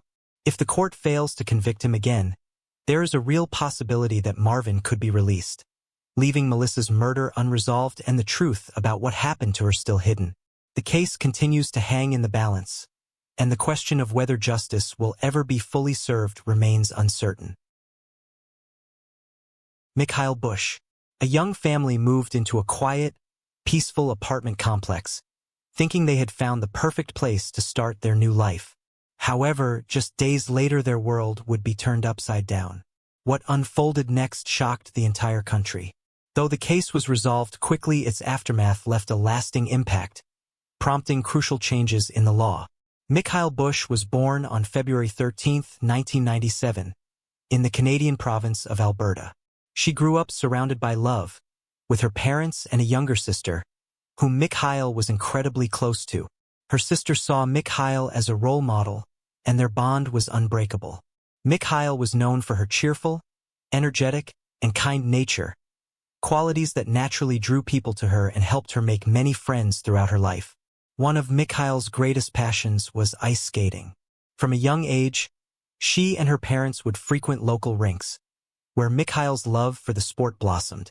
As she grew older, skating became a central part of her life. During high school, Mikhail met Cody, a boy who would soon become an important figure in her life. They started dating, and their relationship seemed to promise a bright future together. It didn't take long for Mikhail and Cody to realize that they were meant to spend the rest of their lives together. After graduation, they began making plans for their future as a couple. Mikhail, driven by her desire to help others, found a job at a charity organization, where she poured her heart into her work. Inspired by her passion for making a difference, she decided to pursue a career in healthcare.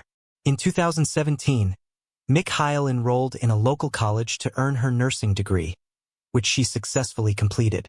After graduating, she returned to her beloved job at the charity center, eager to continue her mission of helping those in need. But life had more surprises in store for her. Not long after settling into her career, Mikhail discovered she was pregnant. She and Cody were thrilled by the news, and Mikhail in the very place where they shared so many fond memories, on the ice rink. In 2020, their happiness was complete when they welcomed their son, Noah, into the world. They began to build their life together as a family, with Cody working in pipeline construction, a job that had him traveling across Canada frequently. Despite the challenges of his constant travels, the couple was determined to create a loving home for Noah, filled with the same warmth and joy that had marked their relationship from the beginning. With Cody's new job, the family moved to a small town called Hinton. It was a more remote area, but for the first time, Cody's job no longer required him to travel constantly, allowing the family to settle down and spend more time together. In early September 2021, Mikhail, Cody, and their son Noah moved into a new apartment in a quiet residential complex on the outskirts of town. At 24 years old, Mikhail was settling into her new routine, and Noah, just 16, was starting to adjust to life in the peaceful town. They were excited about their new home, which was surrounded by nature and parks, offering a peaceful retreat from the hustle and bustle of everyday life. On September 16th, Cody left for work as usual, and Mikhail stayed home to care for Noah. Cody's shift ended around 6 p.m., and he looked forward to returning home to spend the evening with his family. However, when he arrived, neither Mikhail nor Noah was home. Cody checked every room in the apartment and looked out into the yard, but there was no sign of Mikhail or Noah. At first, he thought Mikhail might have taken Noah for a walk to one of the nearby parks. But then he noticed something strange. Their son's stroller was still inside the apartment, indicating that they hadn't gone far. As he continued to search, Cody found something even more unsettling. On the kitchen table, there were plates with half-prepared food, as though Mikhail had started making lunch, but had abruptly stopped and left the house. Panic started to set in. Cody decided to check the nearby parks and playgrounds, hoping to find Mikhail and Noah enjoying the outdoors. But after searching the entire area with no luck, he returned home, feeling more desperate. Still hoping for some answers, Cody began calling family and friends, thinking someone might have picked them up. But no one had seen Mikhail or Noah that day. He kept trying to reach Mikhail, but her phone went unanswered, adding to his growing sense of fear and uncertainty. The whole situation felt increasingly bizarre, and Cody knew he needed to take action.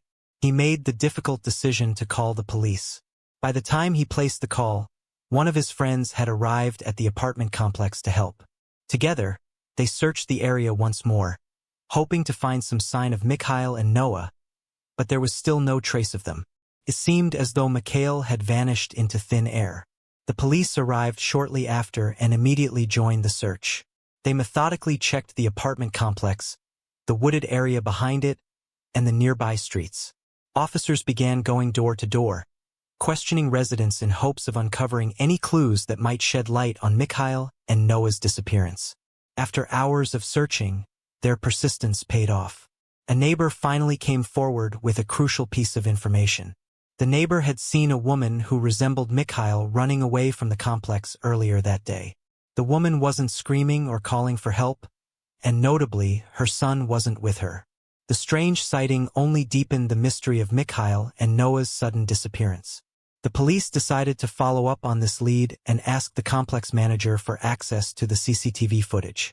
They reviewed hours of recordings but couldn't find any sign of Mikhail. But then something completely unexpected caught their attention. Around noon, the same neighbor who claimed to have seen Mikhail was captured on camera carrying 2 large garbage bags out of the building. The police went straight to the dumpster to examine the contents of those bags. When they opened one, they were met with a horrifying sight. Inside was Noah's body, along with some of Mikhail's belongings, including her phone. This discovery immediately changed the course of the investigation. Detectives knew they had to proceed carefully, as Mikhail's whereabouts were still unknown. They suspected the neighbor was directly involved in the crime and decided to search his apartment. But there was a problem. The man lived right next door to Mikhail's apartment, where Cody and other family members were waiting. The 2 apartments shared a wall, and the police were concerned that what they might find inside the neighbor's apartment could trigger an uncontrollable situation. To avoid this scenario, the officers came up with a plan. They asked Cody and his family members to temporarily leave their apartment, explaining that investigators needed to. What they didn't tell Cody was that his son's body had just been discovered only a few dozen yards away.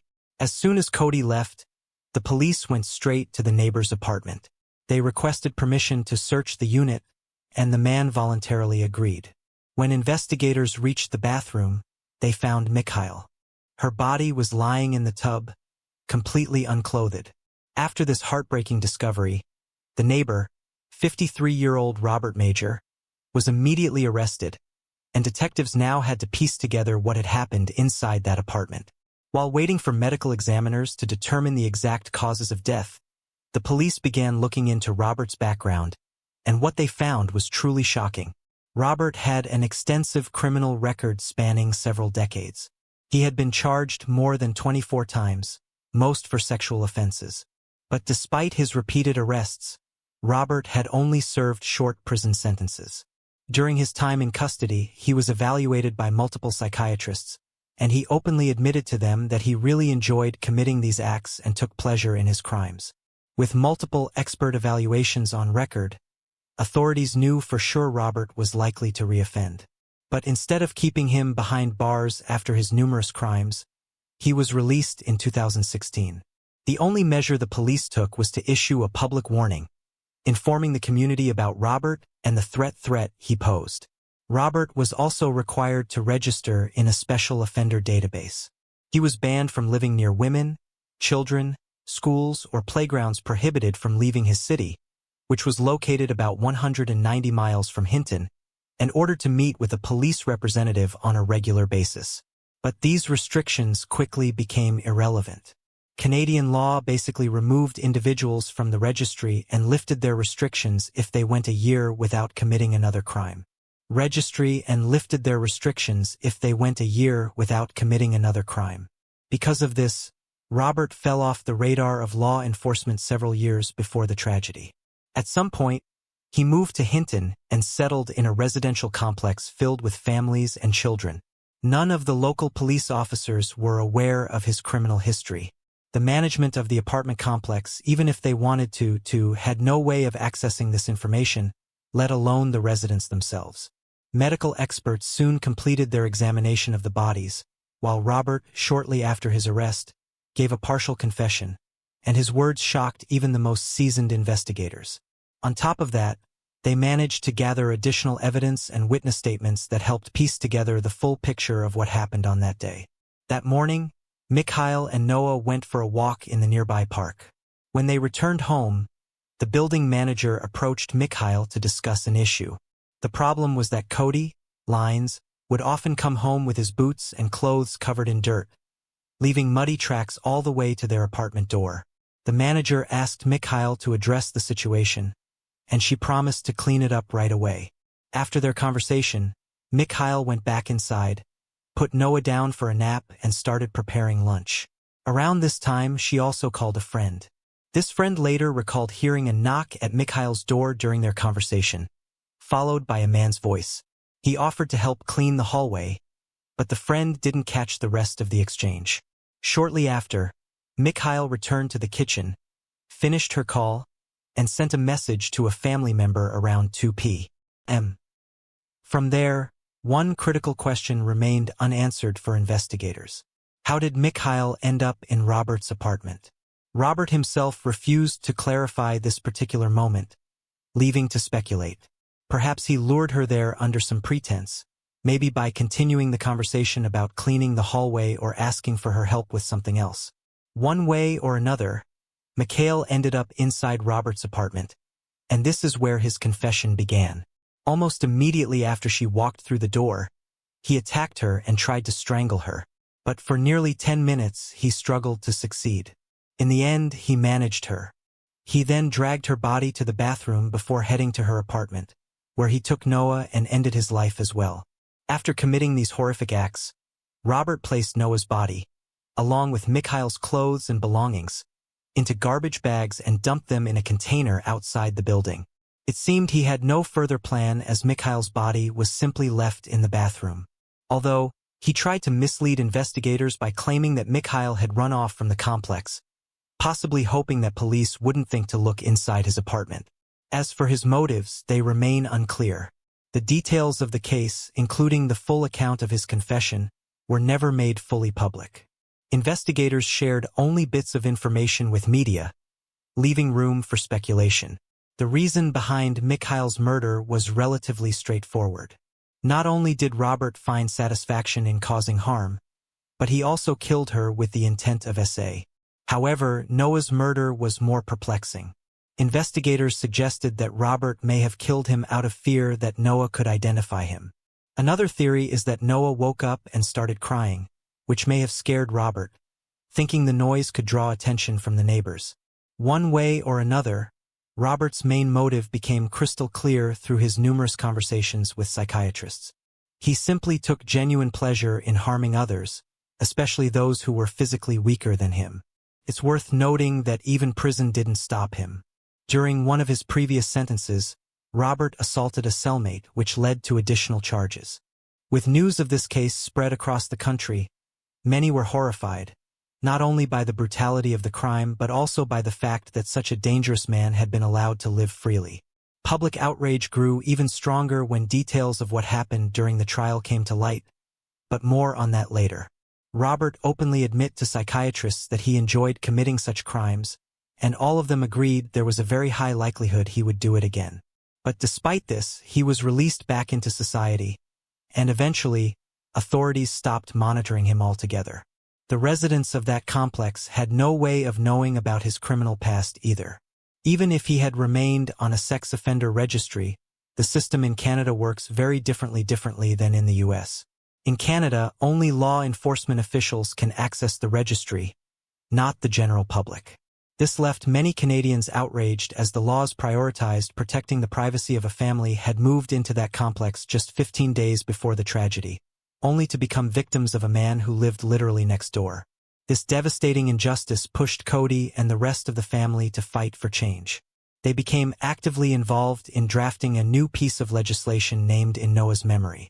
The main goal of the bill was to ensure that repeat offenders are monitored for their entire lives, not just for a short period after their release.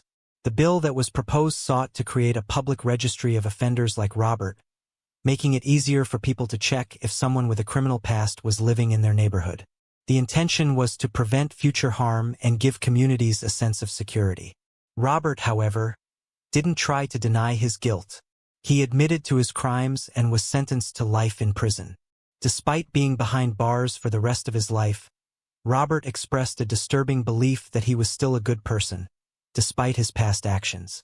In the end, he was sentenced to life in prison, but with the possibility of parole in 25 years. If he lives that long, he would be 78 years old by the time of his eligibility for parole. There's no certainty that, even at that age, he wouldn't still present a danger to others. As for the bill that the victim's family is fighting for, progress has been agonizingly slow. Years of advocacy have passed, yet the legislation has not been passed, and it remains uncertain whether it ever will be. Moving on to the next case. Kimberly Killer. On the morning of January 12, 1999, a woman's nearly beheaded body was discovered inside a car in Council Bluffs, Iowa. She was identified as Kimberly, and investigators determined that she had died 4 and 6 hours before being found. Authorities collected her clothing and other items from the crime scene, hoping that advancements in forensic science would eventually help identify the person responsible. In 2014, with improved DNA testing techniques, investigators submitted the evidence to the Iowa State Lab for analysis. By 2017, forensic officials informed law enforcement that they had discovered an unknown male DNA profile on an item of a personal nature, one that only Kimberly and her attacker would have had contact with.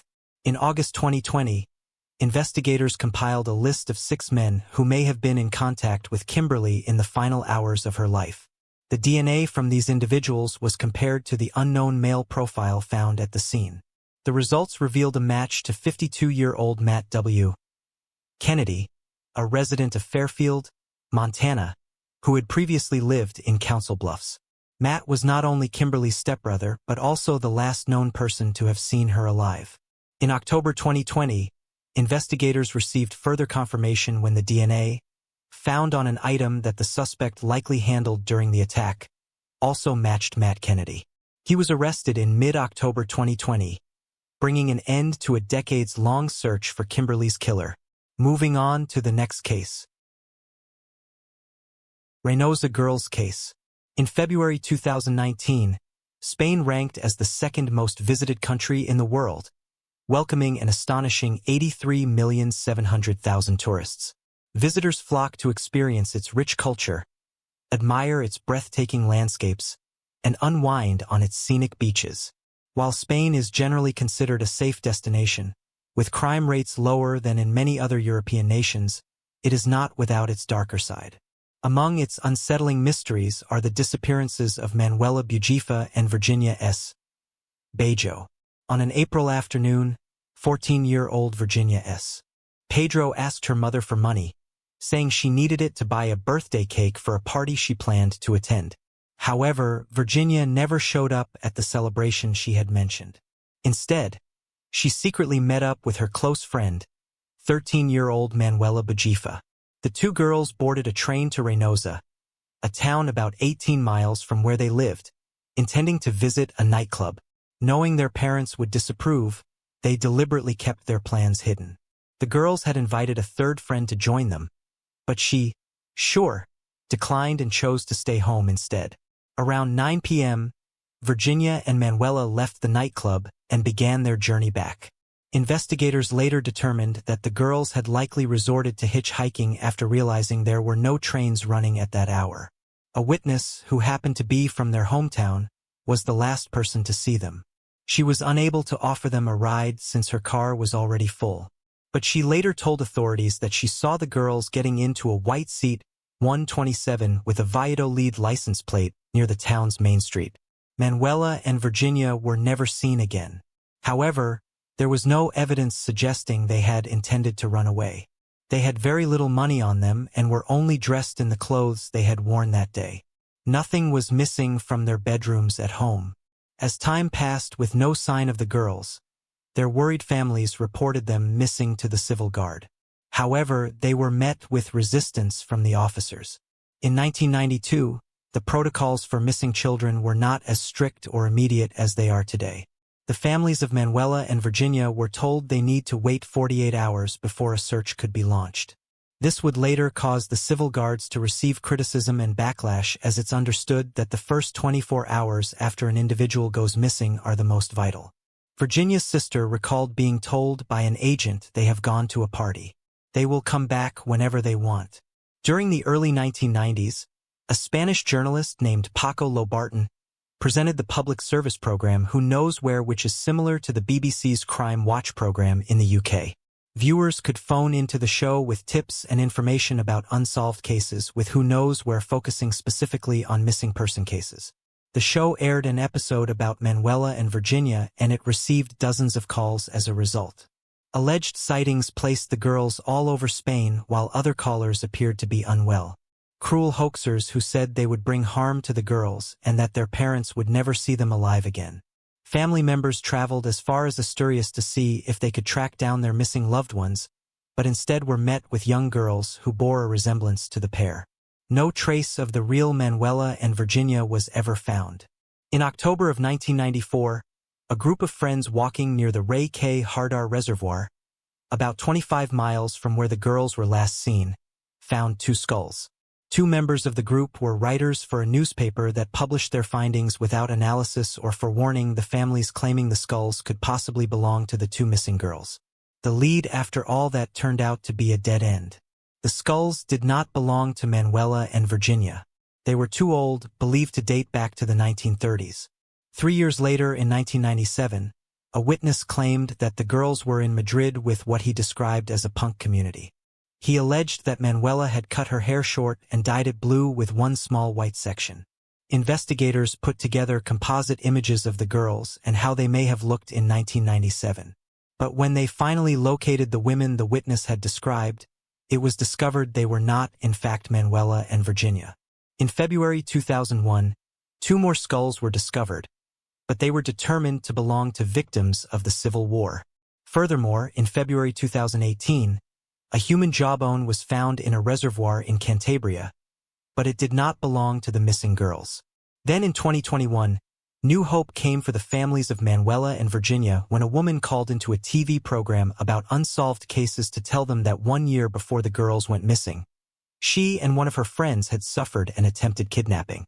After alerting the TV show, the woman gave a statement to the civil guard, which led to a new line of inquiry being investigated.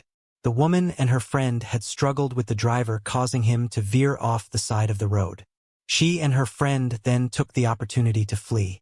The details of the case were chillingly similar to that of Manuela and Virginia. The two women had been hitchhiking and had been picked up by someone in a white Seat 127. More hopeful still, the witness was able to identify the man driving the vehicle, and he became a suspect in the case. He had a criminal record which included being arrested 4 times for attempted sexual assault. Another suspect came to light around this time, but law enforcement never recovered a photograph of him from 1992. The suspect was described as a young man between the ages of 20 and 25 in 1992. Investigators discovered that he had temporarily left the country in August of that same year. When questioned by authorities, he gave conflicting statements. At first, he denied knowing the girls, but later admitted during an interview with the civil guard that a friend had introduced him to them at the nightclub. However, he insisted that he never saw them again after that brief encounter. Over the years, multiple claims have surfaced suggesting that the remains of Manuela and Virginia may be hidden in the Fonteria mine. An anonymous tipster had alerted police to this possibility early in the investigation. Although their bodies were not found at the time, authorities noted that a thick layer of mud obscured visibility to the bottom of the mine. Additionally, the nearby Cerveda cave has never been searched, despite the civil guard stating in 1993 that it would be an ideal location to conceal bodies. In 2021, the civil guard reopened the case, but even now, Manuela, Virginia, and their families are still awaiting justice. The disappearance of Céline Feghart. A young French woman embarked on a journey to Britain to visit her relatives for Christmas, but she mysteriously disappeared along the way. Authorities swiftly launched an extensive search, and the case quickly gained widespread media attention in both France and the UK. As investigators followed a series of clues, they inched closer to uncovering the truth, only to find something far more disturbing than they had anticipated. Céline Feghart was born on May 23, 1976, in Besançon, a quiet and picturesque town near the Swiss border in France. Céline was raised in a warm and caring household alongside her parents, 2 brothers and a sister. Her father worked as a farmer, and she and her siblings often spent their time outdoors, assisting him in maintaining the farm. At school, Céline was an active student, excelling in sports and forming strong friendships. When she was 14, her parents took her on a trip to Britain, a place she immediately fell in love with. From that moment on, she dreamed of one day making it her home. Motivated by her cousin, who worked as a hotel manager in the UK, Céline chose to pursue an education that would prepare her for a career in the hospitality industry. After completing school, she enrolled in a local university to study accounting while continuing to visit her cousin in England whenever she had the chance. One summer, he helped her secure a job at a hotel, allowing her to gain hands-on experience before eventually returning home. In late 1995, at the age of 19, Céline made plans to visit Britain once again for the Christmas holiday. During that time, public train services in France were facing disruptions, prompting her parents to seek alternative travel arrangements. They reached out to a family friend, a truck driver, who agreed to give Céline a ride to Folkestone while delivering cargo to England. From there, she intended to continue her journey to Fordingbridge, a town approximately 150 miles, 250 kilometers away, where her cousin lived. On December 18th, Céline set off, expecting to reach her cousin's hotel by the evening. Her parents waited for her call to confirm she had arrived safely. But as the night wore on, there was no word from her. Without a mobile phone, Céline's family had no way to contact her and could only wait, hoping she would eventually arrive at the hotel. That night, they finally received a call, but it wasn't from Céline. Instead, it was her cousin, who informed them that she still hadn't shown up and asked if her plans had changed. Growing increasingly anxious, her parents, left with no other options, decided to reach out to the police. French authorities immediately contacted their British counterparts, who wasted no time in launching a search for the missing young woman. The first step in the investigation was speaking with Céline's parents, who traveled to England to assist with the case. They informed the police about the family friend, a truck driver, who had offered Céline a ride to the UK. Investigators managed to track him down, and he confirmed that he had dropped her off in Folkestone before heading in a different direction. While at the truck stop, he had encountered another French trucker who was traveling to Newbury, a town roughly an hour's drive from Céline's cousin's hotel. The second driver agreed to give Céline a ride, and investigators were able to track him down as well. He informed the police that he had dropped her off at a truck stop in Newbury. While there, she attempted to use a payphone to contact her cousin and arrange for a pickup, but for some unknown reason, she was unable to get through. By that point, it was already 4:30 p.m. The driver suggested that she take a train to her cousin's town, but there was a complication. The nearest train station was several dozen miles away, and he couldn't drive her there since his delivery route took him in a different direction. Wanting to assist her, he began asking other truckers in the parking lot if anyone could offer Céline a ride. The first trucker he approached declined, explaining that he planned to rest before continuing his journey. However, the second trucker agreed, mentioning that he was heading to Salisbury, which was only about a 30-minute drive from Céline's cousin's town. He even mentioned she could probably catch an 8 p.m. bus from there. With no other options left, Céline went with the third driver, and that's where her trail disappeared. Detectives tried to track this man down, but they didn't have enough solid information to identify him. The second driver, who had handed her over, couldn't recall the license plate number and only remembered that the truck was a white Mercedes. He also provided a description of the man. He was around 35 years old, had short blonde hair and a beard. The second driver also mentioned that something about this man struck him as suspicious. There was something unsettling about his behavior, but he still let Celine go with him because, at that point, she simply had no other choice. Police began to suspect that the third driver might have been involved in Celine's disappearance. Using the witness's description, they created a composite sketch and shared it with the local media. As for the first two drivers, investigators thoroughly checked their alibis and found solid evidence proving they had been in other locations at the time. Detectives soon uncovered a troubling detail that made them even more suspicious of the third driver. Remember how he told Celine she could catch an evening bus to her cousin's town from Salisbury? Well, it turned out that no such bus existed. Investigators wasted no time getting the word out about they shared her story, along with the suspect's composite sketch, through newspapers and TV. The case quickly grabbed national attention in both Britain and France.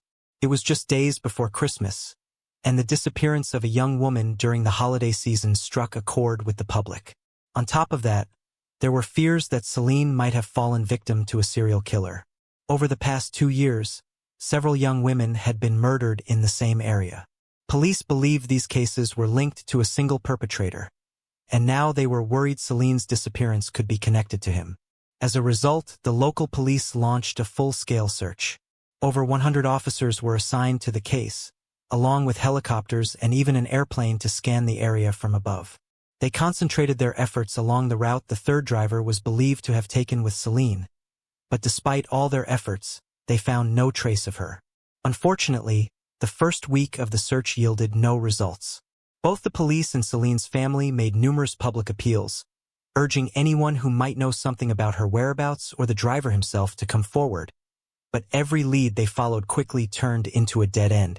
This went on for over a week, until the morning of December 29th, when police received a chilling call. A man driving near the town of Worcester had pulled over to adjust his windshield wipers. While walking along the roadside, he noticed something odd partially covered by snow. Curious, he went closer and, to his horror, realized it was a human body. Shaken, he immediately rushed home and called the police.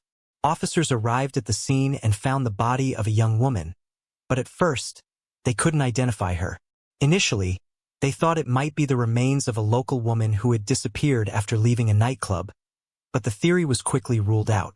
It wasn't until the following day, December 30th, that police confirmed the body was Celine's.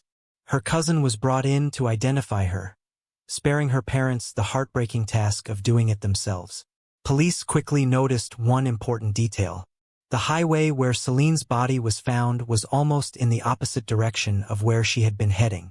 This only strengthened their theory that the truck driver who had given her a ride was likely responsible for her murder. All of Celine's clothing and personal belongings were missing, and officers found no trace of them near the site where her body was discovered.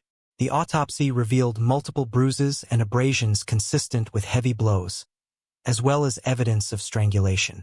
Medical examiners also found signs of SA on Celine's body, but there was no biological material that could lead them to the perpetrator. One chilling detail stood out. The examiners determined that Celine's body had likely been left by the roadside only about 24 hours before it was found. With 11 days having passed since her disappearance, detectives speculated that the killer may have kept her alive for most of that time or even transported her body with him. The second driver who had helped Celine mentioned that the suspect's truck was equipped with an industrial freezer, which suggested the killer could have preserved her body at low temperatures for days.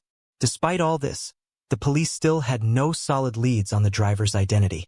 However, a conversation with Celine's parents revealed an intriguing detail. She had been carrying 2 bottles of champagne as Christmas gifts. These, along with all her other belongings, were never found. It seemed likely that the killer had taken them, which gave investigators a potential new angle to explore. This champagne was a specific French brand that wasn't sold in Britain, making those 2 bottles completely unique in the country. Police decided to use this as leverage and sent information about the bottles to the media, along with photos of identical champagne. They hoped that the perpetrator might have shown them to someone or even shared them with friends or family. But unfortunately, this lead also went nowhere. Without any other leads in hand, investigators decided to take an unprecedented step. Despite the absence of the perpetrator's DNA on the victim's body, in early January of the following year, they initiated the first mass DNA collection in Britain's history.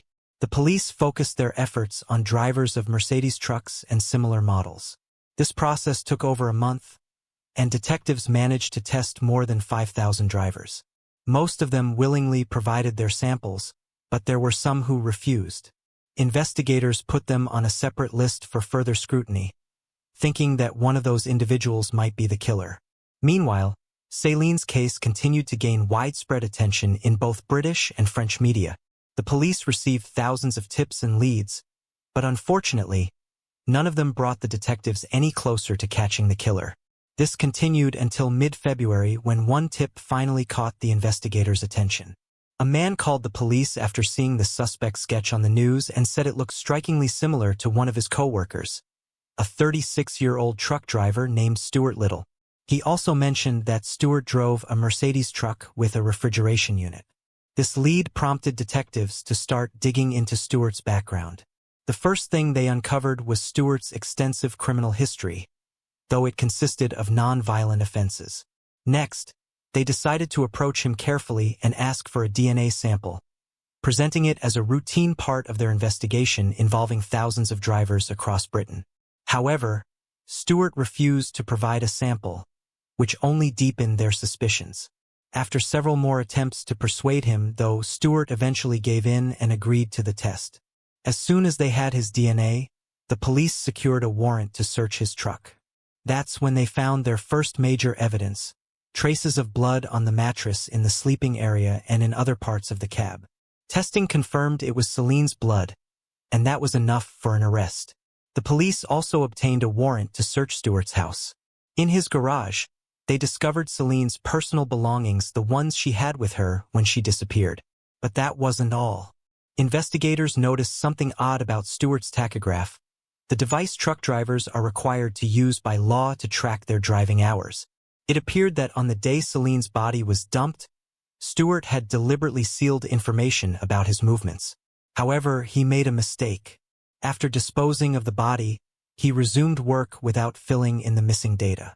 This created a suspicious gap in his driving log, which detectives believed corresponded to the time he transported Céline's body to the roadside.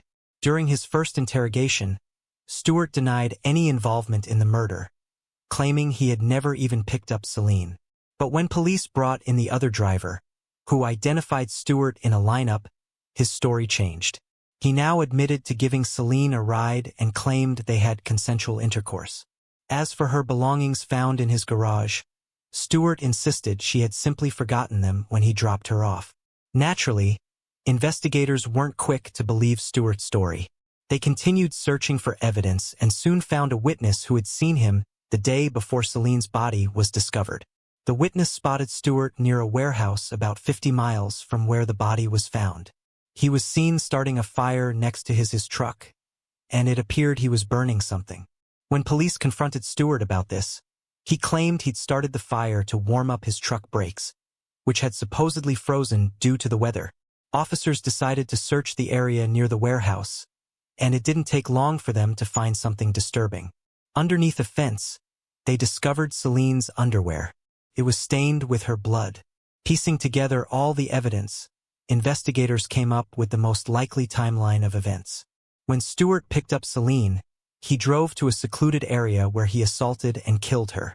Based on the blood evidence found in his truck, they believe Stuart kept her body on the lower bunk in his cab for 10 days while continuing to make deliveries as if nothing had happened. Shockingly, just a week after the murder, Stuart went home to celebrate Christmas with his wife and children, while Céline's body remained just a few yards away in his truck. At some point, he decided to dispose of the body. Investigators found receipts showing Stuart had purchased a shovel, an axe, and a saw, likely with the intention of dismembering her remains.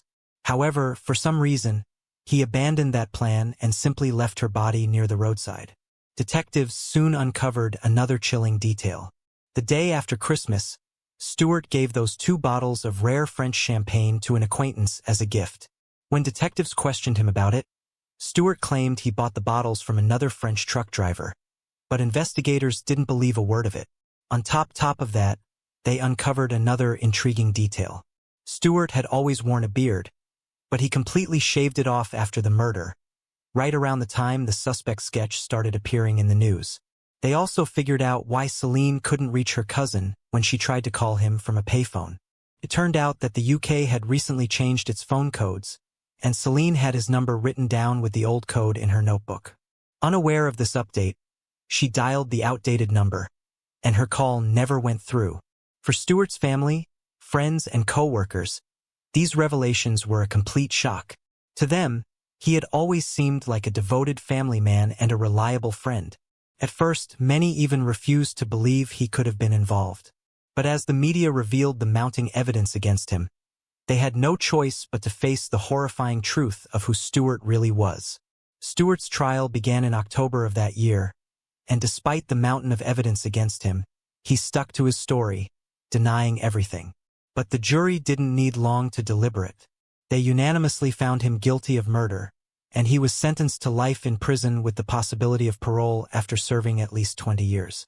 Soon after his sentencing, Stewart tried to appeal the verdict, claiming that the high-profile nature of the case had biased the jury, preventing him from receiving a fair trial. However, the appeals court rejected his claims. In February 2006, Stewart made another attempt to have his sentence reviewed, but once again, his appeal was denied. 10 years later, in February 2016, Stewart became eligible for parole, but his request was denied. The reason was clear. Even after spending 2 decades in prison, he still refused to admit to the crime and maintained his innocence. The judge also expressed concerns that Stewart continues to pose a threat to society. At present, he remains incarcerated, with little possibility of release in the near future. It is worth noting that Stewart was ultimately ruled out as a suspect in the other murders previously mentioned. Those crimes were later attributed to a different truck driver, who was apprehended in late 1997. Although prosecutors officially linked him to only 2 murders, they suspect he may be responsible for several other unsolved cases. Regarding Stewart, investigators also theorized that Celine might not have been his only victim. However, despite the passage of time, no concrete evidence has surfaced to tie him to any additional crimes. Feel free to share your thoughts on this case in the comments section. Moving on to the next case. The Chun family tragedy. On the afternoon of October 8, 2014, a co-worker of 39-year-old Jean Jifeng grew worried when the father of 2 failed to show up for his scheduled shift at King's Walk, a restaurant where he worked. He hadn't called in sick either, which was unusual. Concerned, the coworker decided to check on Chan at his home on Western Avenue in the Guilderland suburb of Albany, New York. What he discovered inside was a horrific crime scene. Chan and his 38-year-old wife, Hai Yilin, were originally from Huaiyu, China. The couple had moved to the United States in the early 2000s, settling in Guilderland near a takeout restaurant owned by relatives. There, they built a life together and had 2 children, 10-year-old Anthony and 7-year-old Eddie. By all accounts, the Chin family was ordinary, with nothing unusual about their lives, making their brutal murders all the more puzzling to investigators. The case gained significant attention, as it was the first quadruple homicide in the Capital District. According to Chen's brother, who spoke to the media, the father of 2 was found on the ground floor of the family's bungalow. Hai and the couple's 2 children were discovered upstairs, their bodies covered by a blanket. The family had met a brutal end. Each of them had been bludgeoned with a hammer, and later reports indicated they had also been stabbed. Investigators determined the murders took place in the early morning hours, likely between 3:30 and 6:30 a.m. Both the Guilderland and New York State Police worked together on the case, searching the areas surrounding the family's home for any possible clues. Authorities faced several challenges in the initial 48 hours of the investigation. A language barrier slowed progress, and fear within the community made gathering information difficult. Further complicating matters, there were no surveillance cameras in the area, and Apple initially refused to release the Chen's iPhone records. Though the company eventually complied, law enforcement stated that the delays significantly hindered their investigation. With little physical evidence recovered from the crime scene, detectives have struggled to make progress. Some DNA samples were collected and may belong to a suspect, but so far, no matches have been found. As a result, authorities have few leads and no major suspects in the case. Before long, allegations surfaced that the family were involved in shady business practices and illegal activities such as human trafficking, gambling, and money laundering. Chen's brother denied rumors that the family had been attacked by someone who'd returned to the house after a gambling party to steal their sizable take from the been living comfortably ever since, causing people to think that he was making money illegally.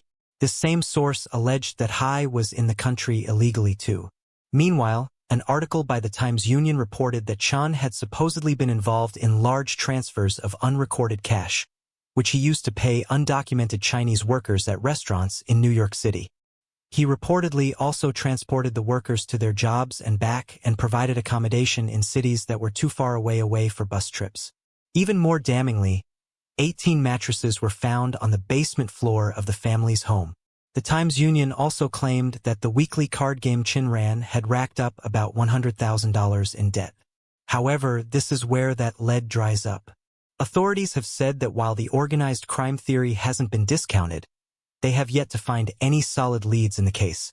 The only other theory explored in the case was a possible connection between the Chin family murders and two other family killings that occurred around the same time.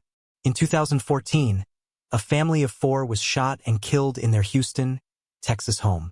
Similarly, in 2011, a married couple and the wife's sister were found stabbed to death in their Mississippi residence. However, no definitive links have been established between these crimes. By 2015, investigators had pursued 600 leads, a surprisingly low number for such a serious case. A reporter from World Journal suggested that she and her colleagues suspected the family may have known more than they disclosed. The Chan's funeral took place a month after their deaths to allow time for relatives from overseas to attend. They were laid to rest at All Faith Cemetery in Middle Village, Queens. The case remains unsolved, and a $5,000 reward is still being offered for information leading to an arrest. Anyone with knowledge of the Chin family murders is encouraged to report it at capitalregionalcrimestoppers.com. https://capitalregionalcrimestoppers.com. Moving on to the next case.